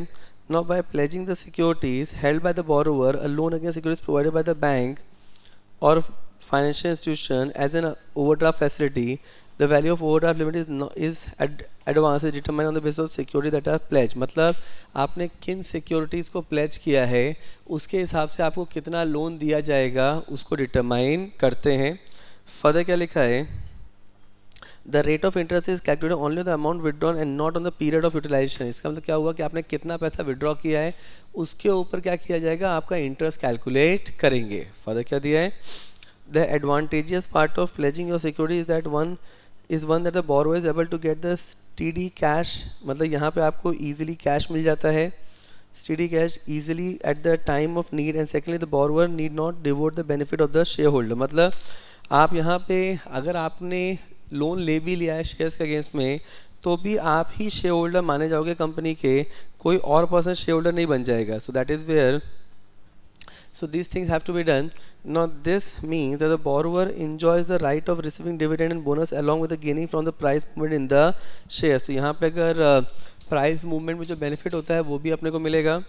Now this facility is ideal to meet short term financial need and the interest rate are lesser than the personal loan. मतलब यहाँ पे जो आपको इंटरेस्ट रेट मिलता है वो पर्सनल लोन के रेट ऑफ इंटरेस्ट से कम मिलता है. क्लियर? अब इसमें ना लिखवाने लायक कुछ नहीं है, समझा? सो ये जो है ना लोन अगेंस्ट सिक्योरिटी, समझा? आपको सिक्योरिटीज़ के अगेंस्ट में लोन दिया जा रहा है. सिंपल बैंक के सामने आप क्या प्लेज कर रहे हो? सिक्योरिटीज़. अब देखो, अब इसके फीचर्स क्या हैं? लॉजिकली सोचो तो एक तो सिक्योर्ड लोन है. क्यों? क्योंकि अंडरलाइन क्या है? सिक्योरिटीज़. सेकेंड, टेन्योर कितना होता है? जनरली 1 ईयर तक होता है. नौ रेट ऑफ इंटरेस्ट कितना होगा? 12 to 15%. प्रोसेसिंग चार्जेस जो है ऑलमोस्ट वेरी नेग्लिजिबल होती है, 2% के आसपास प्रोसेसिंग चार्जेस है. ना लोन अमाउंट कितना है ना, ये डिपेंड करता है कि आपने कौन सी सिक्योरिटीज़ रखा है, उसके हिसाब से लोन की वैल्यू डिटरमाइन होती है. And pre payment charges. ना what is pre payment charges? Pre payment charges का मतलब होता है कि अगर आप बैंक से लोन लेते हो ना, देखो आपने जब बैंक से लोन लिया तो आपके लिए वो फाइनेंशियल एसेट, फाइनेंशियल लायबिलिटी है, लेकिन बैंक में तो फाइनेंशियल एसेट हुआ ना. आज बैंक ने मेरे को 1 करोड़ रुपए का लोन दे दिया और मैंने 3 महीने में जाके बैंक को पूरा लोन रीपे कर दिया, तो बैंक ने क्या कमाया? कुछ नहीं, क्योंकि बैंक ने जितना पैसा दिया उतना ही पैसा बैंक को वापस मिल गया. तो बैंक ने थोड़ी ना चैरिटी खोलने की दुकान खोली है, उनको पैसा कमाना है ना. आज मैं होम लोन लेता हूँ बैंक से, मैं अगर 1 करोड़ का लोन लेता हूँ 20 साल के पीरियड में, तो आप जिनकी फैमिली में या जिनके ऊपर होम लोन चल रहा होगा दे नो कि अगर आप 1 करोड़ का लोन लेते हो ना 20 साल के पीरियड में, तो आप बैंक को ऑलमोस्ट 2 करोड़ 16 लाख तक पे करते हो. मतलब जितना आपका प्रिंसिपल होता है उतना ही या उससे ज़्यादा आपका इंटरेस्ट कॉम्पोनेंट होता है. मतलब बैंक के लिए तो वो इंटरेस्ट ही इनकम है ना. अब मैंने 1 करोड़ का लोन ले लिया बैंक से और 2 महीने बाद जाके मैंने पेमेंट कर दिया, तो बैंक ने क्या कमाया? कुछ नहीं. इससे जब बैंक आपको लोन देने से बेटर किसी और को लोन दिया तो कमाता. तो बैंक वहाँ पे ना आपके ऊपर एक लॉक इन डाल सकता है कि इतने पीरियड तक आप पेमेंट नहीं कर सकते, और अगर आप पेमेंट करोगे तो आपको प्री पेमेंट पेनल्टी पे करना पड़ेगा. समझा? That is called pre payment charges. इसमें ना एक कौन बनेगा करोड़पति का एक ऐड आता था, अगर आपने देखा है कि नहीं देखा आई डोंट नो. उसमें ना एक हस्बैंड वाइफ 1 करोड़ का जीत जाते हैं, और वहाँ पे एक प्रेस रिपोर्टर आके उनसे बोलता है, एक न्यूज़ हाउस उनसे पूछता है कि मैम बहुत बहुत मुबारक हो, आप 1 करोड़ करोड़पति में 1 करोड़ रुपये जीत गए, तब आप इस पैसे का क्या करेंगे? तो वो फीमेल बोलती है कि अब मैं इससे अपना जो मेरा सपनों का घर है उस पर जो लोन चल रहा है वो मैं लोन पे कर दूँगी. तो वो न्यूज़ रिपोर्टर बोलता है कि तो मतलब आपने प्री पेमेंट पेनल्टी की व्यवस्था कर ली है, अरेंजमेंट कर लिया है? तो फीमेल बोलती है ये क्या होता है? तो बोला आपको नहीं पता कि आप जब बैंक से लोन लेते हो और आप लोन एक पीरियड से पहले पे करते हो तो आपके ऊपर पेनल्टी चार्ज लगता है. तो फीमेल अपने सर पे से हाथ रखती है, बोलती लो अब ऐसा लोन पे करने में भी चार्ज पे करना पड़ता है. उसका पति ऐसे उसका हाथ पकड़ता है, बोलता है टेंशन मत लो, हमने लोन एक्सिस बैंक से लिया है, और वो जैसे हाथ रखे ना वो ए बन जाता है, एक्सिस बैंक सपनों से अच्छा लोन। पॉइंट क्या है कि बैंक्स इस चीज़ की मार्केटिंग करते हैं कि अगर वो प्री पेमेंट पेनल्टी चार्ज नहीं कर रहे हैं, सो this is one of the marketing basis. वो लोग बोलते हैं भाई हम अदर बैंक्स में एसबीआई में प्री पेमेंट पेनल्टी चार्जेस लगता है, एक्सिस बोलता है मैं नहीं लूँगा, तो ये उनके लिए मार्केटिंग कॉन्सेप्ट है। मतलब यहाँ पे अगर आप प्री पेमेंट पेनल्टी लैप में तो होता ही है, अगर आप लोन अगेंस्ट प्रॉपर्टी लेते हो ना तो वहाँ पे आप प्री पेमेंट चार्जेस होते हैं, लेकिन अगर लेस है तो वहाँ पे कोई भी प्री पेमेंट चार्जेस नहीं है। डन? पक्का? Read this part. So I believe this part being clear. हमें क्या लिखा है? तो loan against security, the secured loan as a bank, bond, share, debenture, mutual fund owned by the borrower kept as collateral when this loan is advance. मतलब इसके against में loan दिया गया है, तो यहाँ पे अंडरलाइंग एसेट क्या है? सिक्योरिटीज़। नॉट टेन्योर कितना होता है? Generally 1 year. Rate of interest कितना है? एज आई सेड जनरली ये जो लोन है ये रेट ऑफ इंटरेस्ट 12 से 15% का रेट ऑफ इंटरेस्ट होता है। नाउ बैंक्स के चार्जेस कितने हैं? 2% प्रोसेसिंग चार्जेस लेता है बैंक। देन लोन अमाउंट कितना है? So the loan amount which the borrower may be eligible depend upon the type of security that has been offered. मतलब कौन सी सिक्योरिटी रखा है उस पर डिपेंड करता है। And last part, these are generally no prepayment charges. Done? So I believe this part being done. अब आ जाइए यहाँ पे लोन अगेंस्ट प्रॉपर्टी, जिसको बोलते हैं लैप। अब देखिए, अब लोन अगेंस्ट प्रॉपर्टी क्या है? Now similar to loan against security, there is a loan bank grant against property owned by the prospective borrower। मतलब सिंपल वर्ड्स में अगर मेरे पास अंडरलाइंग प्रॉपर्टी पड़ा है, मेरे पास मकान है, मैं उस मकान के सामने का लोन ले रहा हूँ, then that it can be called as a loan against property. अब मेरा मकान मान लो 1 करोड़ रुपए का है, तो क्या बैंक मेरे को 1 करोड़ का लोन दे देगा? नहीं, हमेशा 50-60% वैल्यू ऑफ द प्रॉपर्टी पे लोन दिया जाता है। तो अगर 1 करोड़ का लोन है तो आपको समवेयर अराउंड 50 से 60 लाख रुपए, 70 लाख रुपए, इतने तक ही लोन मिलता है। एवरेज 50 to 65% तक का ही लोन दिया जाता है। बिकॉज सिंपल वर्ड्स में बैंक को भी तो ये इंश्योर करना है, सी प्रॉपर्टी की वैल्यू अप्रिशिएट होगी नो डाउट, लेकिन कल की तारीख में अगर आपने पेमेंट करना बंद कर दिया तो बैंक के पास क्या रिकोर्स बचेगा? उस प्रॉपर्टी को बेचना। अब बैंक अगर उस प्रॉपर्टी को मार्केट प्राइस से बेचेगा तो क्या बैंक को बायर आराम से मिल जाएंगे? नहीं। लेकिन अगर बैंक उस प्रॉपर्टी को हाफ ऑफ द प्राइस से बेचेगा तो बायर मिल जाएंगे। सो बैंक का पर्पज उस प्रॉपर्टी में प्रॉफिट कमाना नहीं है, अपने जो एनपीए है उसकी वैल्यू को रिकवर करना है। तो यहाँ पे क्या लिखा है? तो similar to loan against security, there is a loan bank grant against property owned by the prospective borrower. Now bank take the property as security and based on the valuation of property they extend a loan net of margin fixed by them। देखो net of margin fixed by them मतलब क्या हुआ कि bank आपको बोलता है, मान लो मेरे को एक बिजनेस के लिए मेरे को लोन चाहिए, तो बैंक बोलेगा भाई ठीक है, प्रोजेक्ट जितने का भी प्रोजेक्ट होगा उसका 20% मेरे को लगाना पड़ेगा, तो बैलेंस का बैंक लोन प्रोवाइड करेगा। इसको आप होम लोन की तरह देख सकते हो। आज मैं एक मकान परचेज करता हूँ, मैं बैंक से उस प्रॉपर्टी पे लोन लेता हूँ, तो बैंक मेरे को लोन कितना देता है? पूरे वैल्यू का देता है? नहीं, वो हमेशा लेसर वैल्यू का देगा, लेकिन पहला पेमेंट किसको करना पड़ेगा? मेरे को करना पड़ेगा। तो यहाँ पे लोन अगेंस्ट प्रॉपर्टी का कॉन्सेप्ट ये है कि यहाँ पे आप अपने अंडरलाइंग एसेट जो कि प्रॉपर्टी है उसको गिरवी रख के लोन ले रहे हो। Now this type of property against which lab can be aware can range from owned residential property, self occupied property, owned and rented property, owned land, owned commercial land, owned but rented और commercial property। मतलब simple word में वो लोग क्या करने की बात कर रहे हैं? जो प्रॉपर्टी के आप ओनर हो उस प्रॉपर्टी के ऊपर आपको लोन प्रोवाइड किया जाए। मतलब आपका घर है, अब आपको बिजनेस चालू करना है, आप उस घर के अगेंस्ट में अगर आप लोन ले रहे हो then that is be called as loan against property. अब यहाँ पे क्या लिखा है? The proceeds of these are used by the borrower for personal business and consumption purpose after due approval bank sanction anywhere between 50 to 65% value the borrower's property. मतलब जो borrower की property है उसका 50 से 65% तक का लोन प्रोवाइड किया जाता है। Now bank offer repayment period of 10 to 15 years at competitive interest rate for sanctioning loan against property bank insists such creating a mortgage in their favor। तो यहाँ पे बैंक क्या कर रहा है? उस प्रॉपर्टी के ऊपर एक मॉर्गेज क्रिएट करता है। Clear? This is called loan against property. So read this loan against property, please. So I believe this part being done. Now the next topic is called import finance. अब देखो, अब import finance जो है, देखो जब हम लोग export import की बात करते हैं तो एक्सपोर्ट इंपोर्ट में एक इंपोर्टर है, दूसरा एक्सपोर्टर है. मतलब जो सिंपल ले रहा है वो इंपोर्टर, आप दूसरी पार्टी से ले रहे हो, that person is to be called as exporter. तो अगर इंपोर्टर इंडिया में है तो एक्सपोर्टर कहाँ पे होगा? इंडिया के बाहर. तो यहाँ पे इंपोर्ट फाइनेंस मतलब जो इंडिया में इंपोर्टर है उसको अगर फंड की ज़रूरत है तो वो अपनी फंड की नीड को कैसे फुलफिल कर सकता है? या तो वो बैंक से लोन ले सकता है, और अगर मान लो इंडिया के बाहर के बैंक से लोन लिया तो क्या बन जाएगा? External commercial borrowing, ECB. दूसरा क्या तरीका है? They can also avail the loan in the form of buyers credit और सप्लायर्स क्रेडिट. तो क्या लिखा है?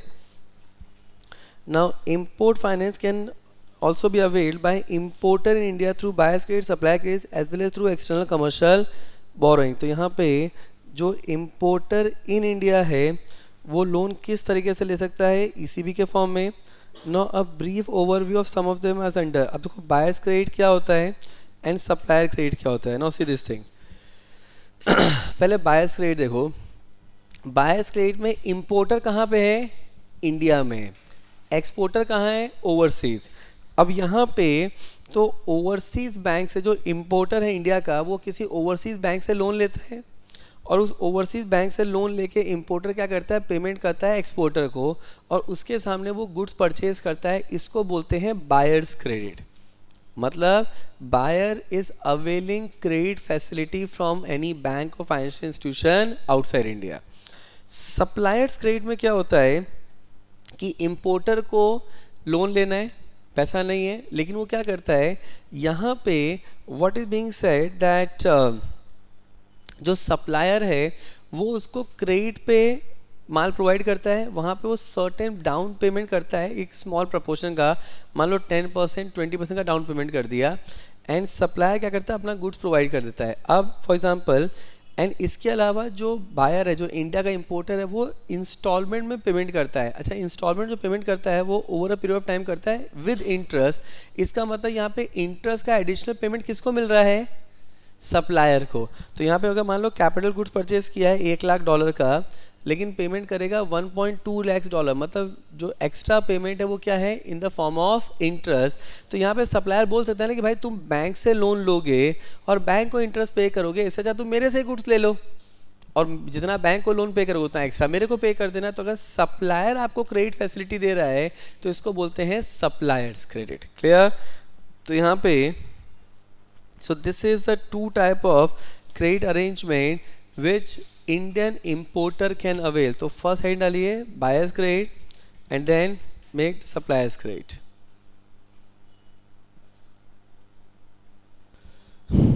Yeah, that clear? Now copy this part.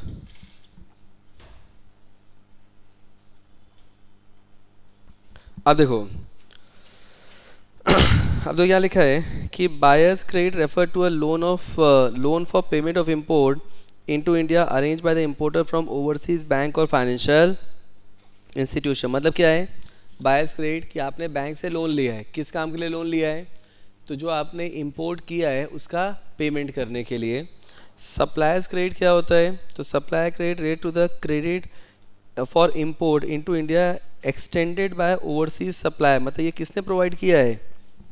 Overseas supplier ने आपको क्रेडिट फैसिलिटी दे दिया है, then that is to be called as supplier's credit.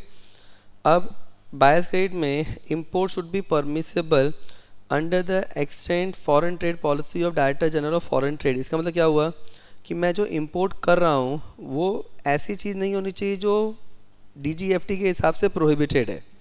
मतलब समझा?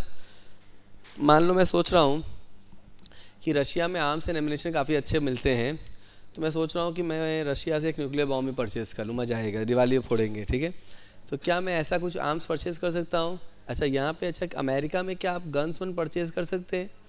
बड़े आराम से. आपने सुना होगा बहुत सारे अमेरिका में ऐसे इंसिडेंट आते हैं कि ओपन फायरिंग हो जाती है रोड पे. अब ये सब क्यों हो पा रहा है? क्योंकि वहाँ पे that has been allowed. India में अगर आपको गन रखना है तो आपको 24 तरीके के तो लाइसेंस लेने पड़ते हैं, मतलब that is something is a control activity. तो अगर मैं कुछ ऐसा इंपोर्ट कर रहा हूँ तो वो इंपोर्ट जो होना चाहिए वो ऐसे प्रोडक्ट का होना चाहिए जो अलाउड हो as per the policies of DGFT।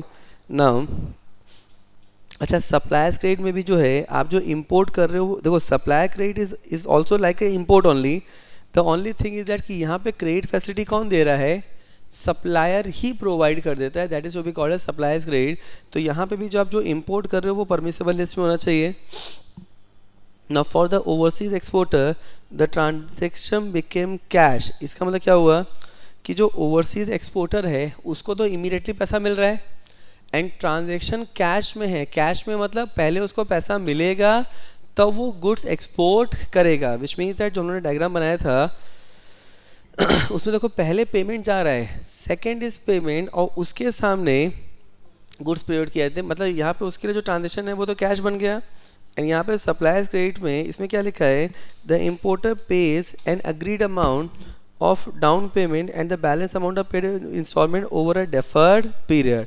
तो यहाँ पे इम्पोर्टर क्या करता है, एक सर्टेन अमाउंट स्टार्टिंग में पे कर देता है एंड बैलेंस पे करता है over a period of time, that is to be called as supplier credit. अब इसमें क्या लिखा है, since the facilities provided by the overseas bank the interest rate, ना यहाँ पे since the facilities provided by the overseas bank the interest rate may be slightly high. तो यहाँ पे जो फैसिलिटी दे रहा है वो कौन दे रहा है, ओवरसीज बैंक दे रहा है। So if you see the diagram, diagram समझ में आ रहा है आप लोगों को, लोन कौन दे रहा है, ओवरसीज बैंक दे रहा है। बिकॉज लोन ओवरसीज बैंक दे रहा है तो रेट ऑफ इंटरेस्ट थोड़ा हाई होता है। एंड यहाँ पे क्या लिखा है, since the facilities provided by the supplier itself so the rate of interest is comparatively low. तो सप्लायर आपको एक तरीके की बेनिफिट दे रहा है। अच्छा, सप्लायर ऐसा क्यों कर रहा है, अगर आज मेरे सामने कोई एक सप्लायर है जो मेरे को क्रेडिट पे गुड्स देता है और बोलता है कि पेमेंट आप over a period of time मेरे को कर देना, तो मेरे लिए तो ये चीज़ एक बहुत इंपॉर्टेंट फैक्टर बन जाएगा। So instead of buying things goods from somebody else I will prefer to buy from such supplier. तो यहाँ पे सप्लायर क्रेडिट में सप्लायर ही आपको फैसिलिटी प्रोवाइड कर रहा है तो रेट ऑफ इंटरेस्ट काफ़ी रीजनेबल होता है। Then this is to be called as import finance, which can be in the form of buyer's credit and supplier's credit. Clear? अब चलिए आप लोग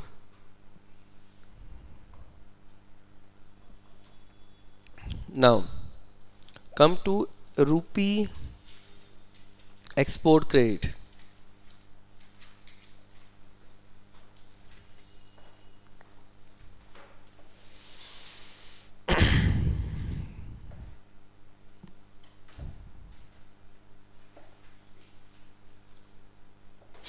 अपने कोई टॉपिक करना है, but before that come to this topic, there something called leasing finance. So leasing finance and hire purchase finance समझना है, तो पहले लीजिंग फाइनेंस पे आइए। अब देखिए the next topic is called leasing finance. अब लीजिंग फाइनेंस होता क्या है, चलो पहले इसको एक डायग्राम के फॉर्म में समझते हैं, ठीक है। अब ये डायग्राम देखो क्या है, नंबरिंग से समझना डायग्राम को। देखो जब हम लोग लीज की बात करते हैं तो लीज में एक लेसर होता है और दूसरा लेसी होता है, ठीक है। लेसर कौन है, मेरे पास मैं एक प्रॉपर्टी परचेज करता हूँ, ठीक है। मेरे पास एक लैंड है, इसको ऐसे समझो, मेरे पास एक लैंड है, मैंने वो लैंड क्या किया, आपको लीज पे दिया है। तो लीज पीरियड में आप मेरे को लीज रेंट पे करोगे और जब लीज पीरियड ख़त्म हो जाएगा तो आप वो लैंड मेरे को ओनरशिप, मेरे पास पोजीशन वापस आ जाएगा। ओनरशिप हमेशा से मेरे पास ही था, मैंने ओनरशिप ट्रांसफ़र किया ही नहीं था।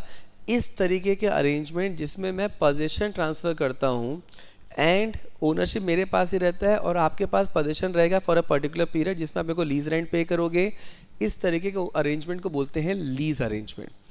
अब लीजिंग फाइनेंस का मतलब क्या होता है ना, लीजिंग फाइनेंस का मतलब है कि मेरे को एक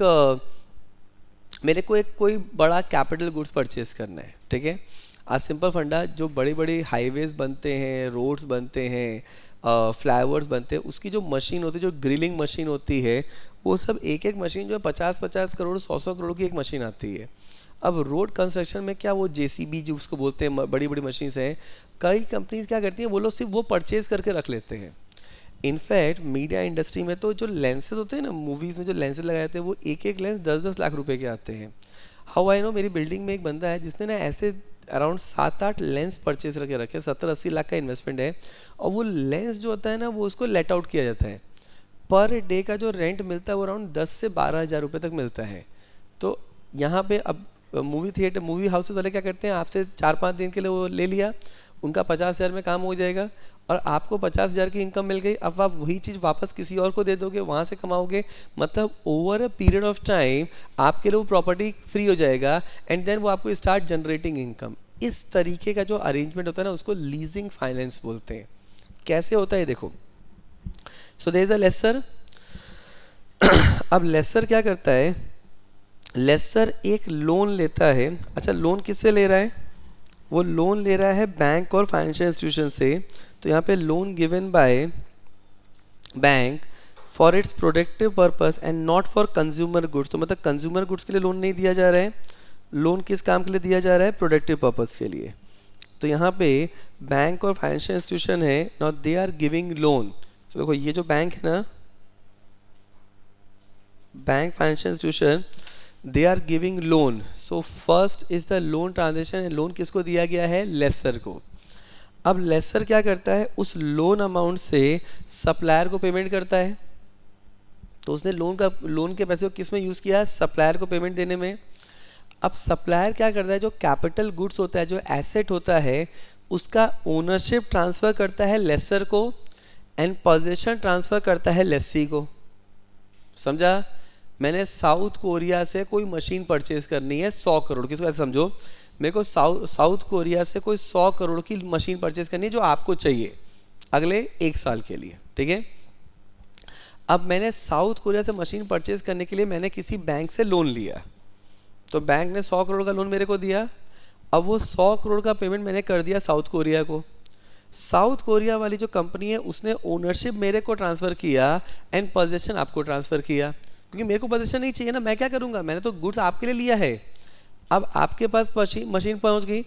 अब यहाँ पे आप लेसी हो, आप क्या करते हो, उस प्रॉपर्टी को यूज़ करते हो एंड आप मेरे को पीरियोडिक रीपेमेंट करते हो। मतलब आप मेरे को लीज रेंट पे कर रहे हो, जो आप मेरे को रेंट पे कर रहे हो पीरियोडिक बेसिस पे, उस पेमेंट से मैं लोन का रीपेमेंट कर रहा हूँ। तो जब मैं लोन का रीपेमेंट कर दूंगा तो यहाँ पे over a period of time वो प्रॉपर्टी मेरी हो जाएगी और मेरा लोन भी ख़त्म हो गया। एंड जब यहाँ पे लोन, जब लेसी ने जितने पीरियड के लिए लिया था उतने पीरियड में उसका काम कंप्लीट हो जाएगा, तो वो पोजीशन भी मेरे को वापस कर देगा। फिर मैं क्या करूँगा, किसी और को वो पोजीशन ट्रांसफ़र कर दूंगा। मतलब मैंने एक कैपिटल गुड्स परचेज कर लिया और वो मैं डिफरेंट पार्टीज़ को देता रहूँगा और उनसे इनकम चार्ज करता रहूँगा। क्लियर? इस तरीके के अरेंजमेंट को बोलते हैं leasing finance. Clear? Copy this entire diagram. अब देखिए डायग्राम बन गया। अब देखो, अब इसमें क्या लिखा है, so a lease is a contract between the owner, owner कौन है, लेसर, एंड द यूजर कौन है, lessee. Now there are various types of lease, that is operating lease and financial lease. In terms of lease arrangement, the lessor pays money to the supplier who in turn deliver the article to the lessee। मतलब देखो यहाँ पे laser ने payment किसको किया, supplier को, and supplier goods किसको दे रहा है, लेसी को। डायग्राम समझ में आ रहा है आप लोगों को? भाई क्या लिखा है, the lessee hire the article makes periodic payment to the lessor, at the end of lease period the article is restore to the lessor. मतलब वो पीरियोडिक पेमेंट करेगा एंड जब एग्रीमेंट ख़त्म हो जाएगा, जब टेन्योर ख़त्म हो जाएगा, तो प्रॉपर्टी जो है वो लेसर के पास ही आ जाएगा। ओनरशिप तो उसके पास पहले से ही है, पोजीशन भी उसके पास ही आ जाएगा। नेक्स्ट क्या लिखा है, commercial banks in India have been financing the activity of leasing company by providing overdraft और cash credit account, demand loan against fully paid new machinery और equipment by hypothecation of security. मतलब यहाँ पे जो commercial banks हैं, they are providing this type of facility. Now the repayment should be from rental of machinery, equipment, lease out and similar other ways. The maximum period for repayment is 5 years or the economic life of the equipment whichever is lower। मतलब कितने period तक के लिए loan लिया जाता है, 5 साल, या जो उसका इकोनॉमिक लाइफ है, मान लो 3 साल इकोनॉमिक लाइफ है तो 3 साल के लिए, whichever is lesser। The bank is allowed to periodic inspection of the asset, lease contract only for productive activity and not for consumer goods. तो बैंक आपको जो लोन देता है वो सिर्फ कमर्शियल एक्टिविटी के लिए, प्रोडक्टिव एक्टिविटी के लिए देता है, कंज्यूमर गुड्स के लिए नहीं देता। कंज्यूमर गुड्स का मतलब क्या हुआ, सी एक चीज़ समझो, बैंक जब आपको लोन दे रहा है तो बैंक का पर्पस क्या था, बैंक प्रॉफिट कमाना चाहता था ना, उससे कुछ रिटर्न कमाना चाहता था। बैंक हमेशा जब भी आपको लोन देगा ना, वो हमेशा प्रोडक्टिव एक्टिविटी देगा। आपको पता है, आप अगर बैंक में मैरिज के लिए लोन मांगोगे ना, if you apply to a bank for purpose of marriage, bank will not give you loan, क्योंकि मैरिज को बैंक एक अनप्रोडक्टिव एक्टिविटी मानता है।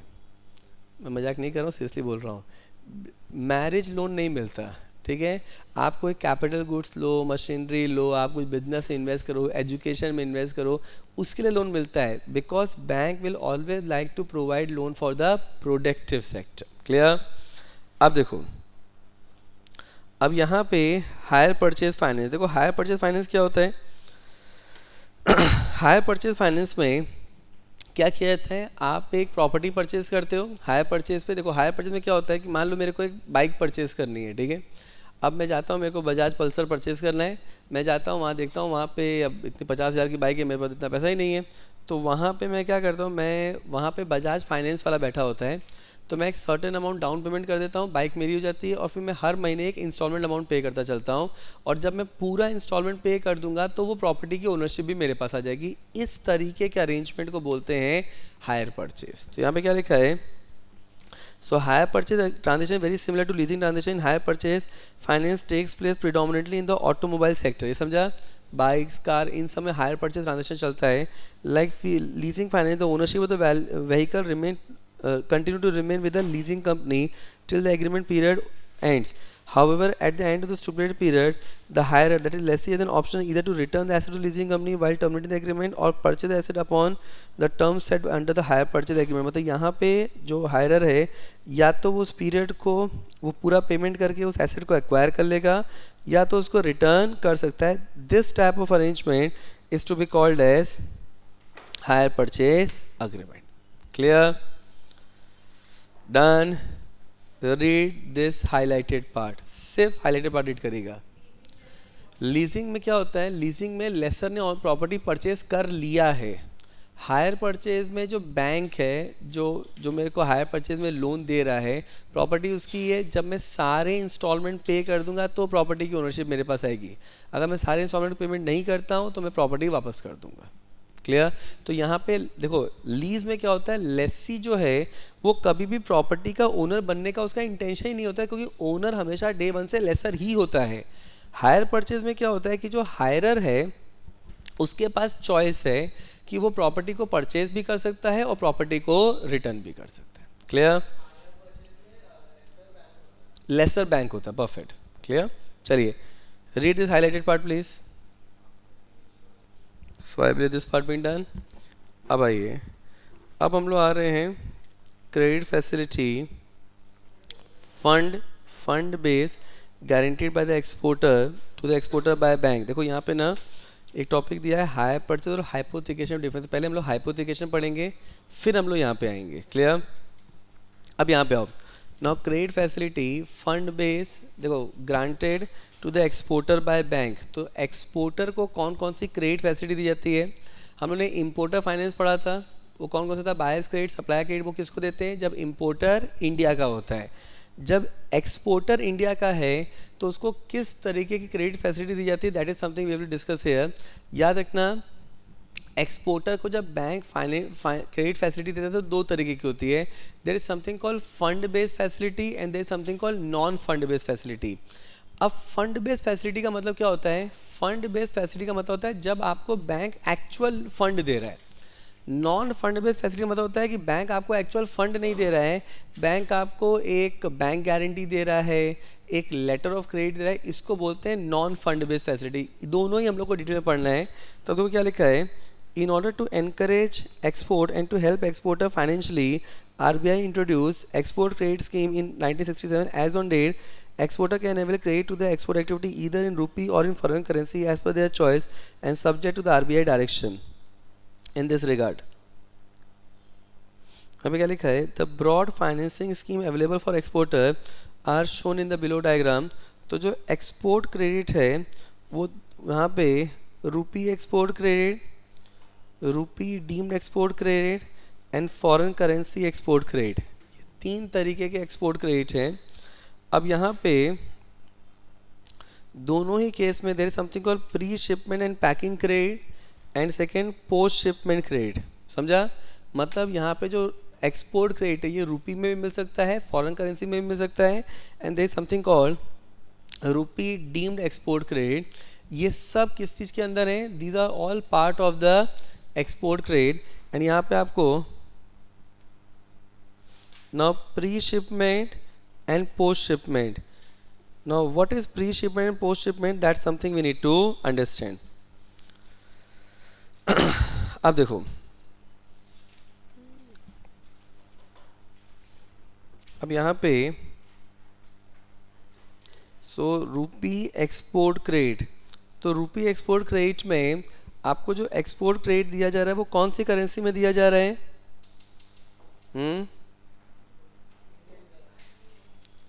इंडियन करेंसी में। अब इसमें देखो क्या दिया गया है, there is something called pre shipment या packing credit, that is one, and second is post shipment credit, that is second. अभी क्या होता है pre shipment credit and post shipment credit? Let's understand this part.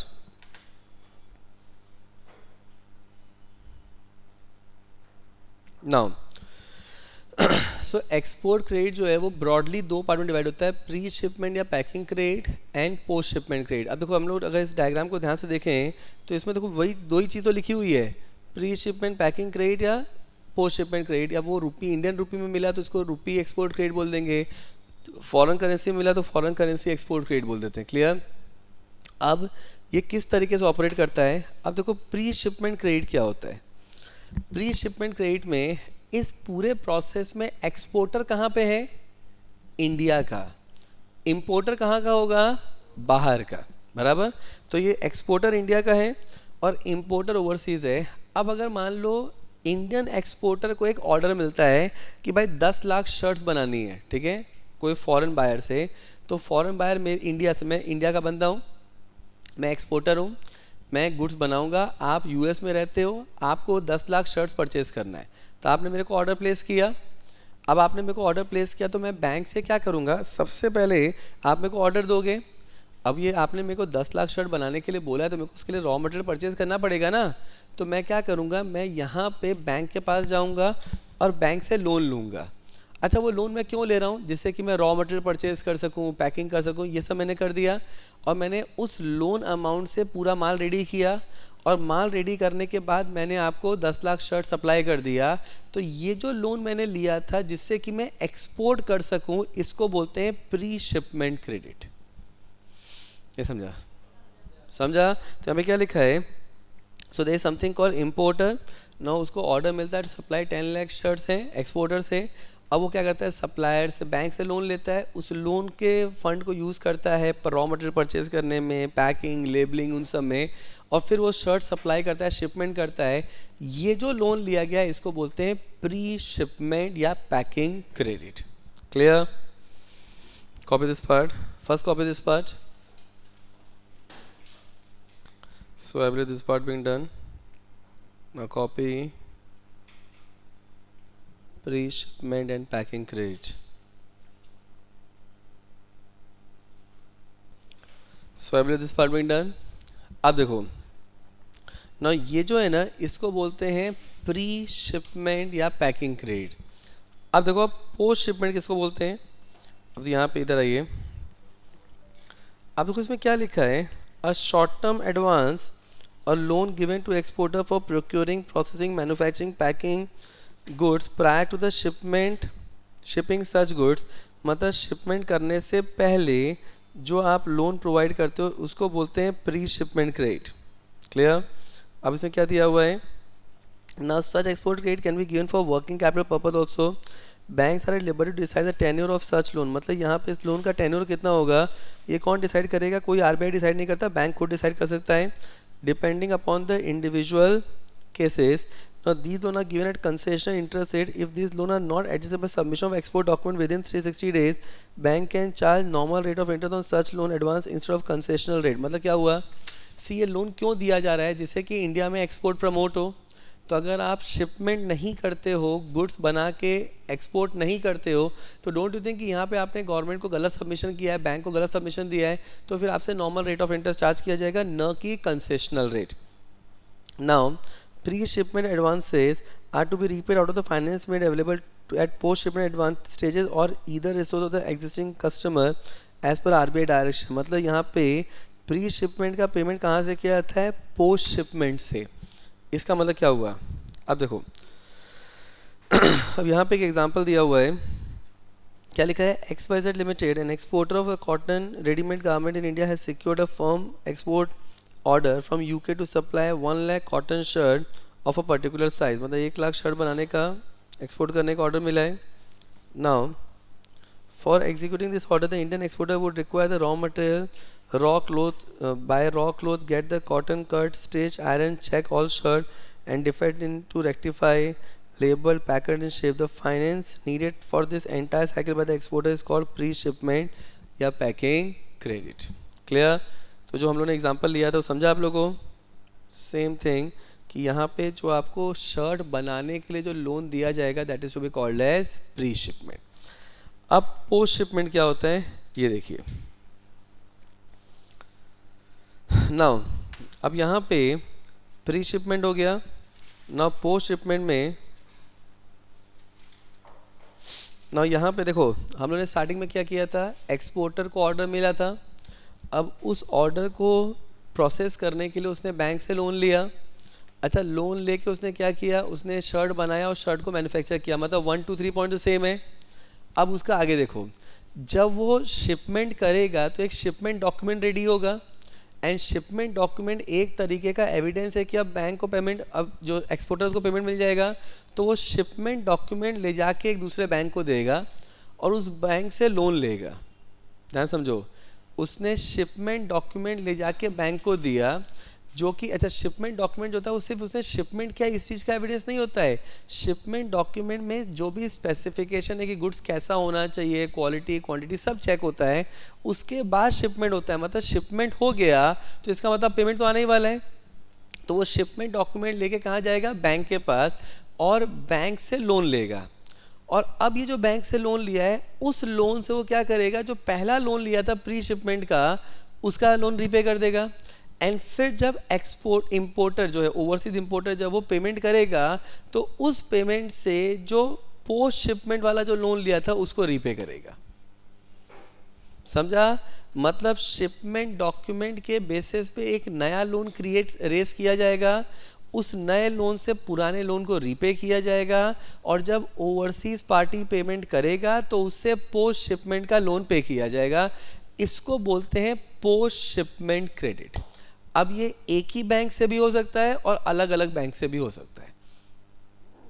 कौन सा समझा? सीधा diagram. Diagram में क्या लिखा है? तो एक्सपोर्टर को ऑर्डर मिला, पॉइंट 1. एक्सपोर्टर ने बैंक से लोन लिया, पॉइंट 2. अब एक्सपोर्टर ने क्या किया? सप्लाई कर दिया, पॉइंट 3.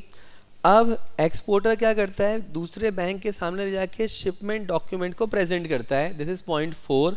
तो उस बैंक से एक्सपोर्टर को लोन मिल जाता है, पॉइंट 5. अब ये जो पॉइंट लोन मिला उस लोन अमाउंट से जो प्री शिपमेंट लोन मिला है, लिया था, उसका पेमेंट कर देता है, दिस इज पॉइंट 6. फिर इंपोर्टर जो है, जो ओवरसीज इंपोर्टर है, वो पेमेंट करता है एक्सपोर्टर को, दिस इज पॉइंट 7.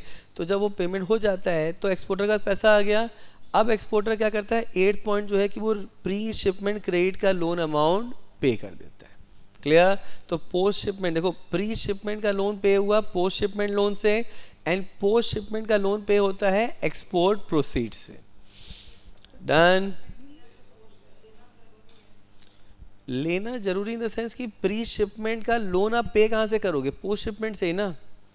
तो यहाँ पे प्री शिपमेंट हो गया, आपने लोन ले लिया, तो जैसे ही शिपमेंट होगा, लोन के टर्म्स ये होते हैं कि जैसे ही शिपमेंट होगा आप हमारा पेमेंट कर दोगे.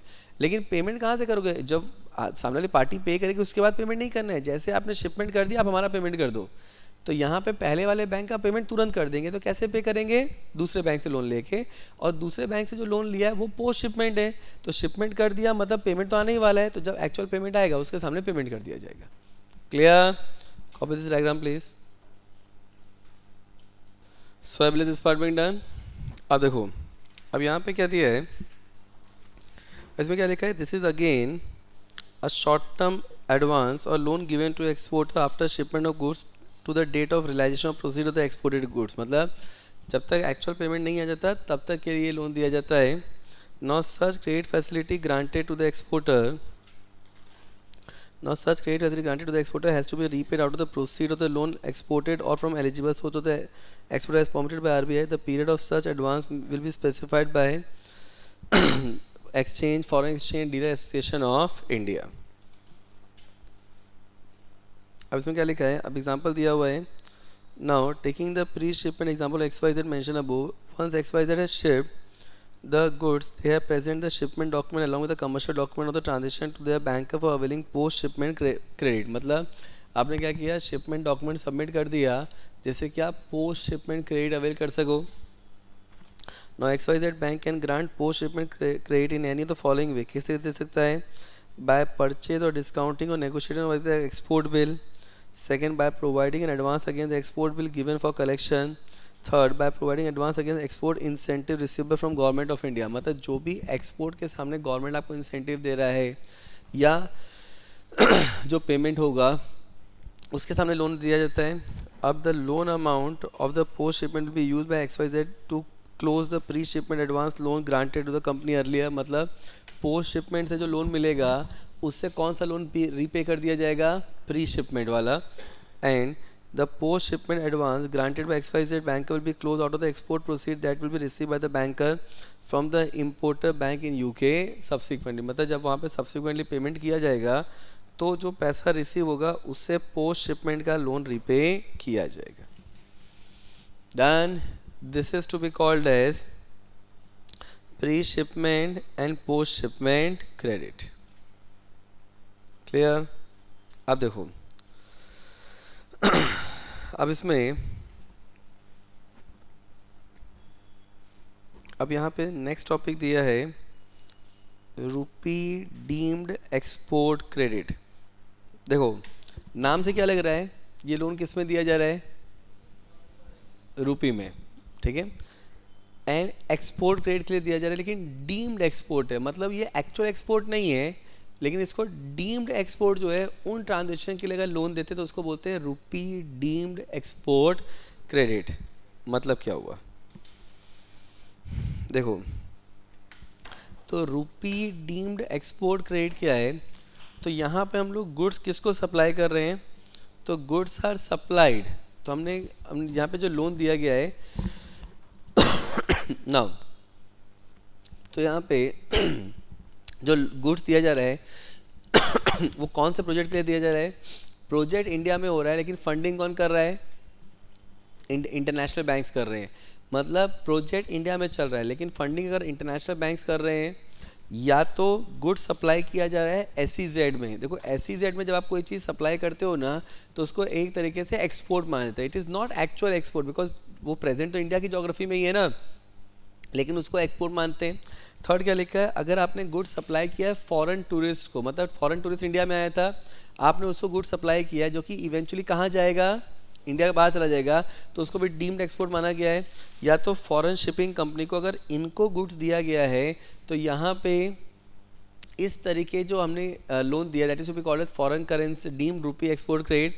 अब ये जो पेमेंट ऑफ सच गुड्स जो है वो कौन सी करेंसी में किया जा रहा है, फॉरेन करेंसी में. एंड हम लोग जब बोलते हैं कि डेट ऑफ सप्लाई क्या है, it is nothing but the export की डेट क्या मानेंगे, जिस दिन आपने गुड्स सप्लाई किया वही डेट ऑफ एक्सपोर्ट माना जाएगा. एंड यहाँ पे जो वैल्यू ऑफ ट्रांजेक्शन है वो FOR पे बेस्ड है, नॉट FOB पे बेस्ड नहीं है. What is FOR, free on road, and FOB मतलब फ्री ऑन बोर्ड. तो FOR मतलब फ्री ऑन रोड है, तो यहाँ पे it is based on FOR. अब ये जो है ना FOB, FOR, CIF, CFI, ये सब अगर आप एक्सपोर्ट इंपोर्ट करते हो, गुड्स इंटर सिटी मूवमेंट होता है, उन सब में टर्म्स को यूज़ करते हैं. Clear, copy this part. देखिए, so I believe this part been done.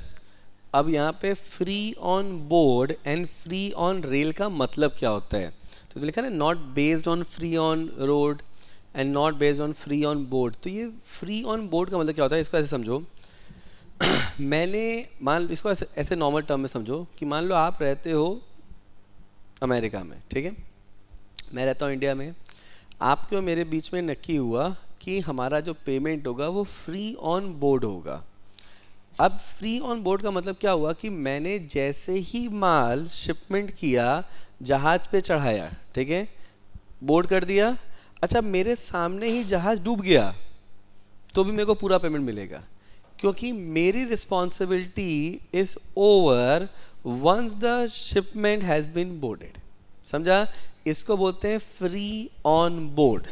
अच्छा, अभी दूसरा होता है something called CIF, cost insurance and freight. इसका मतलब क्या हुआ कि अगर आपके और मेरे बीच में अगर नक्की हुआ है कि जो हमारे टर्म्स हैं वो CIF पे हैं, तो कॉस्ट इंश्योरेंस फ्रेट मतलब कि मेरे को एज अ सेलर जो माल बना उसका खर्चा, इंश्योरेंस का खर्चा और ट्रांसपोर्टेशन का पूरा खर्चा मेरे को करना पड़ेगा। आपको जब माल सही सलामत आपके डेस्टिनेशन में मिलेगा तो आप मेरे को पेमेंट करोगे। मतलब अगर मान लो रास्ते में माल डूब गया, जो समुद्री लुटेरे होते हैं उन्होंने माल लूट लिया, हो सकता है ना, अगर ऐसा कुछ भी हुआ तो बायर की कोई रिस्पॉन्सिबिलिटी नहीं है। तो एज अ सेलर सोचो आप क्या चाहोगे, फ्री ऑन बोर्ड, और एज अ बायर आप क्या चाहोगे, कॉस्ट इंश्योरेंस एंड फ्रेट। समझा? तो ये बेसिकली एक्सपोर्ट या गुड्स को ट्रांसफर करने के टर्म्स होते हैं। अब देखो इसमें क्या दिया हुआ है देखो इसमें क्या दिया है, a deemed export transaction is one in which goods are supplied to a project in India. मतलब गुड्स कहाँ पे दिया गया है, इंडिया के प्रोजेक्ट में itself, which is funded by international multilateral agency, or where goods are supplied to units in SEZ और foreign shipping companies, मतलब गुड्स किसको दिया गया, फॉरेन शिपिंग कंपनीज को दिया गया है, calling on Indian port, supply of goods to foreign tourist etcetera such that the proceeds of goods supplied will be paid in foreign currency. मतलब जो प्रोसीड है, प्रोसीड मतलब जो आपको पेमेंट मिलेगा वो पेमेंट कौन से करेंसी में मिलने वाला है, फॉरेन करेंसी में। मतलब देखो अगर मैं इंडिया का एक्सपोर्टर होता, ठीक है, आप US में बैठे होते, मैंने आपको गुड्स बेचा होता तो आप मेरे को पैसा फॉरेन करेंसी में देते ना। अब आप इंडिया घूमने आए थे, आप ताजमहल देखने आए थे, वहाँ पे मैंने आपको माल चिपका दिया और आपने मेरे को पेमेंट फॉरेन करेंसी में किया, तो इसको भी क्या माना जाएगा, डीम्ड एक्सपोर्ट। क्लियर? क्या लिखा है, such transaction are treated prima facie export transaction and enjoy incentive and the concession given to normal export transaction. मतलब जो आपको नॉर्मल एक्सपोर्ट ट्रांजेक्शन में कंसेशन दिया जाएगा वही कंसेशन यहाँ पे भी अवेलेबल होगा। अब pre shipment and post shipment export granted to credit facility granted to rupee deemed export credit transaction are similar to finance credit extended under rupee export credit pre-shipment as well as post-shipment as described herein. However, in deemed export transaction, the date of supply to project SEZ unit foreign tourist is treated as the date of export. मतलब यहाँ पे जिस दिन आपने foreign export, जिस दिन आपने goods supply किया है उस दिन क्या माना जाएगा, that will be considered as the date of export. Clear? जितना हाईलाइट करना है सिर्फ उतना ही पढ़ना है, उसके अलावा एक लाइन नहीं पढ़ना है। क्लियर? क्या लिखा है, also the value of transaction will be based on free on rail basis instead usually on free on board which is usually exposure with the export transaction. Sir यहाँ पे फ्री ऑन रेल क्यों बोल रहा है, not free on board क्यों नहीं बोल रहा है, क्यों? क्योंकि जोग्राफी तो इंडिया ही है ना। सी फ्री ऑन बोर्ड कब होता है, जब शिपमेंट होता है, जब सी होती है, आप एक कंट्री से दूसरी कंट्री में जा रहे हो तो फ्री ऑन बोर्ड होता है। तो यहाँ फ्री ऑन बोर्ड नहीं होगा क्योंकि ये तो रोड पे ही है ना, मतलब ये तो इंडिया की ज्योग्राफी के अंदर हो रहा है। तो अगर मान लो कोई दिल्ली में आया, बॉम्बे में आया, आपने उसको गुड्स दे दिया, that is the foreign tourist है, लेकिन पेमेंट मिलेगा फॉरेन करेंसी में, तो it is as good as deemed export हो गया। अच्छा, SEZ कहाँ पे है, इंडिया के अंदर है कि इंडिया के बाहर है, इंडिया के अंदर है, तो यहाँ पे आपको शिपमेंट की जरूरत नहीं है ना, आप तो बाय रोड ट्रांसपोर्ट ही भेजने वाले हो, और आप रोड ट्रांसपोर्ट भेजोगे तो यहाँ पे टर्म्स जो है वो फ्री ऑन रोड रेल है एंड न कि फ्री ऑन बोर्ड है। Done? Only the highlighted part have to be studied. So I believe सब देखो एक्सपोर्ट क्रेडिट में as you discuss, export credit में दो पार्ट होता है, pre shipment, post shipment. Clear? अब प्री शिपमेंट में हम लोगों ने रूपी करेंसी पढ़ लिया, डीम्ड एक्सपोर्ट पढ़ लिया, अब हम लोग कर रहे हैं फॉरेन करेंसी एक्सपोर्ट क्रेडिट। अच्छा, नाम से क्या लग रहा है, फॉरेन करेंसी एक्सपोर्ट क्रेडिट में लोन किस में दिया जाएगा, फॉरेन करेंसी में। तो रूपी एक्सपोर्ट क्रेडिट में क्या था, INR में दे रहे थे। अब इसमें क्या दिया है, So a short-term working capital finance. So a short-term working capital finance available to exporter in foreign currency in the following manner. अच्छा यहाँ पे exporter कौन है? Exporter कौन है? इंडिया का. ये export finance किसको मिल रहा है? Exporter need to be Indian party. Import finance में importer कौन था? Indian party. See the diagram. Pre-shipment and post-shipment में exporter कौन है? Indian party. And buyer जो है वो इंडिया के बाहर का है. तो उसने ऑर्डर दिया था ना. तब देखो यहाँ पे क्या लिखा है. नाउ प्री शिपमेंट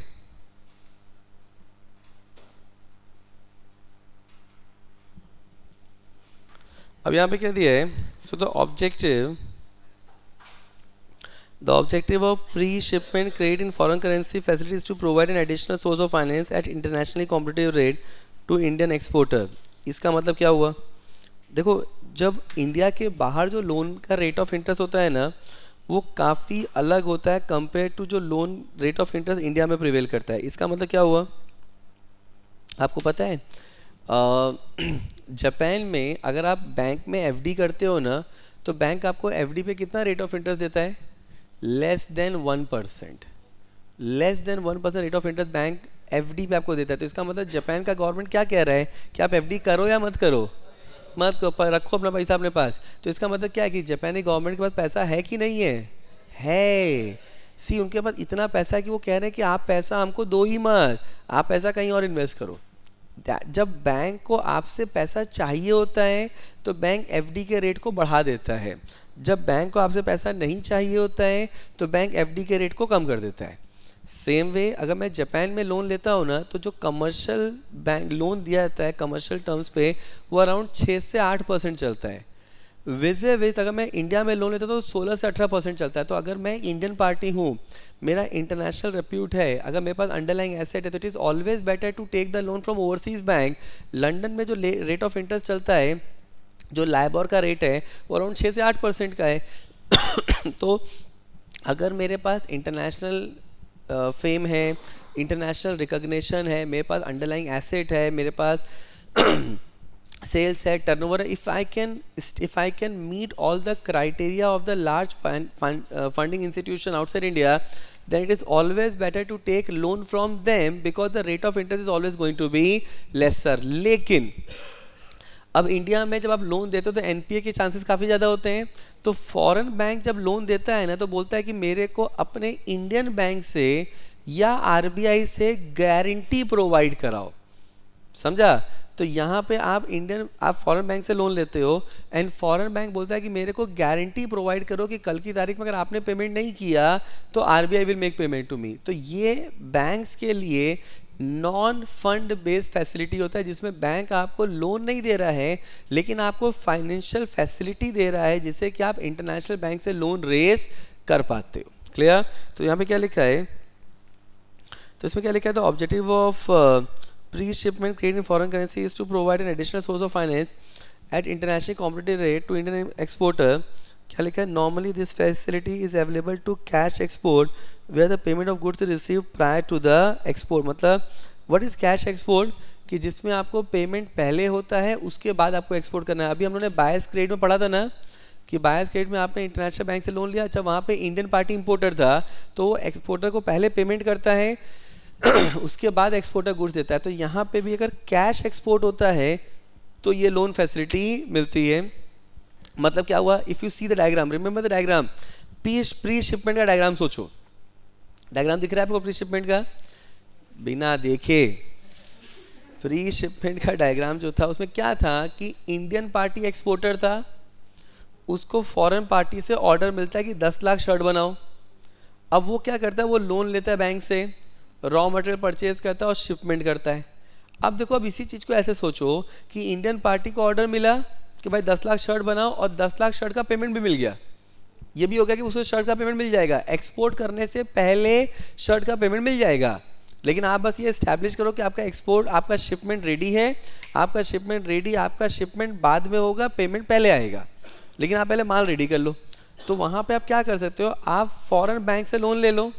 अच्छा, फॉरेन बैंक से जब आप लोन ले रहे हो एंड वहाँ पे तो गारंटी है ना कि शिपमेंट से पहले पेमेंट आ जाएगा, मतलब it is as good as cash export. तो तो अगर कैश एक्सपोर्ट है तो फॉरेन बैंक के लिए रिस्क कम है। अब फॉरेन बैंक के लिए रिस्क कम है तो वो आपको क्या करता है, इंडियन पार्टी को लोन दे देता है। इंडियन पार्टी उस पैसे से रॉ मटेरियल परचेज कर लिया, माल रेडी किया, माल रेडी करके माल रेडी हो गया, ये एविडेंस सबमिट किया। एविडेंस सबमिट करते ही जो फॉरेन का बायर है वो पेमेंट रिलीज कर देगा और उस पैसे से इंडियन पार्टी क्या करेगा, प्री शिपमेंट लोन को पे कर देगा। समझा? अब इसमें क्या लिखा है, an exporter can avail pre shipment credit facility in any the following ways. क्या लिखा, avail pre shipment credit facility in rupee and convert the same in foreign currency at the description of the financing bank. Now avail pre shipment credit foreign currency and discount और rediscount export bill in foreign currency under export credit guarantee scheme. Now and third, तो avail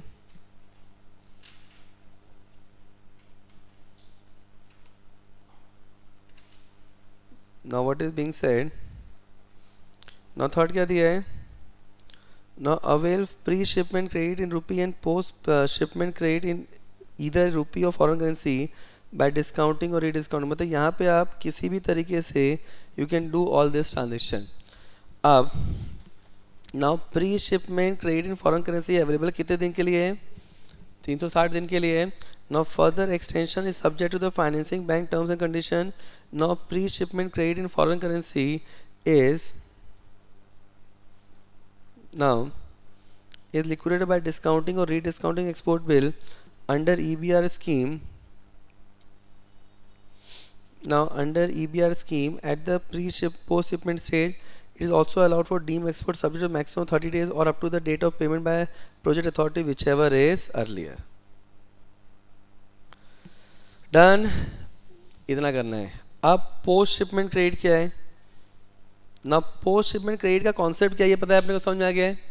post shipment क्या है, आपने shipment कर दिया, अच्छा आपने shipment कर दिया तो आपके पास शिपमेंट डॉक्यूमेंट है।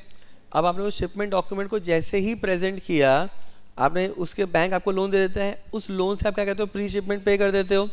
एंड फिर जब शिपमेंट हो गया तो पैसा जो एक्सपोर्ट प्रोसीड आएगा उससे आप पोस्ट शिपमेंट का लोन पे कर दोगे। तो यहाँ पे क्या लिखा है, तो यहाँ पे ये जो पूरी की पूरी लोन फैसिलिटी है वो कौन से करेंसी में मिल रही है, फॉरेन करेंसी में। तो क्या लिखा है, now banks are permitted to extend post shipment credit facility, now post shipment credit in foreign currency facility to the export customer now through discounting the issuance export will receive on the customer who are availed pre-shipment foreign currency or otherwise by rediscounting this bill with the foreign bank। now यहाँ पे what is discounting, see discounting हम लोगों ने पढ़ लिया कि bank के पास आप जाके बिल्स को डिस्काउंट कर लेते हो। what is rediscounting, रीडिस्काउंटिंग का मतलब होता है कि आप बैंक के पास जाके बिल को डिस्काउंट करते हो और अब वो बैंक जिसके सामने आपने बिल को डिस्काउंट किया है वही बैंक ले जाके किसी और बैंक के सामने इसको डिस्काउंट कर ले, तो इसको बोलते हैं bill rediscounting. Now normally now scheme cover export bill of issuance up to 180 days from the date of shipping। if the customer is eligible to draw bill beyond the issuance period of 180 days, now it is allowed to be provided beyond the period 182 days also। मतलब normal condition में 180 days के लिए दिया जाएगा, but इसको आप 180 days के ऊपर भी एक्सटेंड कर सकते हैं। क्लियर, डन हो गया, clear. read this part, read only the highlighted part। चलिए तो यहाँ तक रीड कर लीजिएगा and rest will take in the next session. ठीक है, थैंक यू।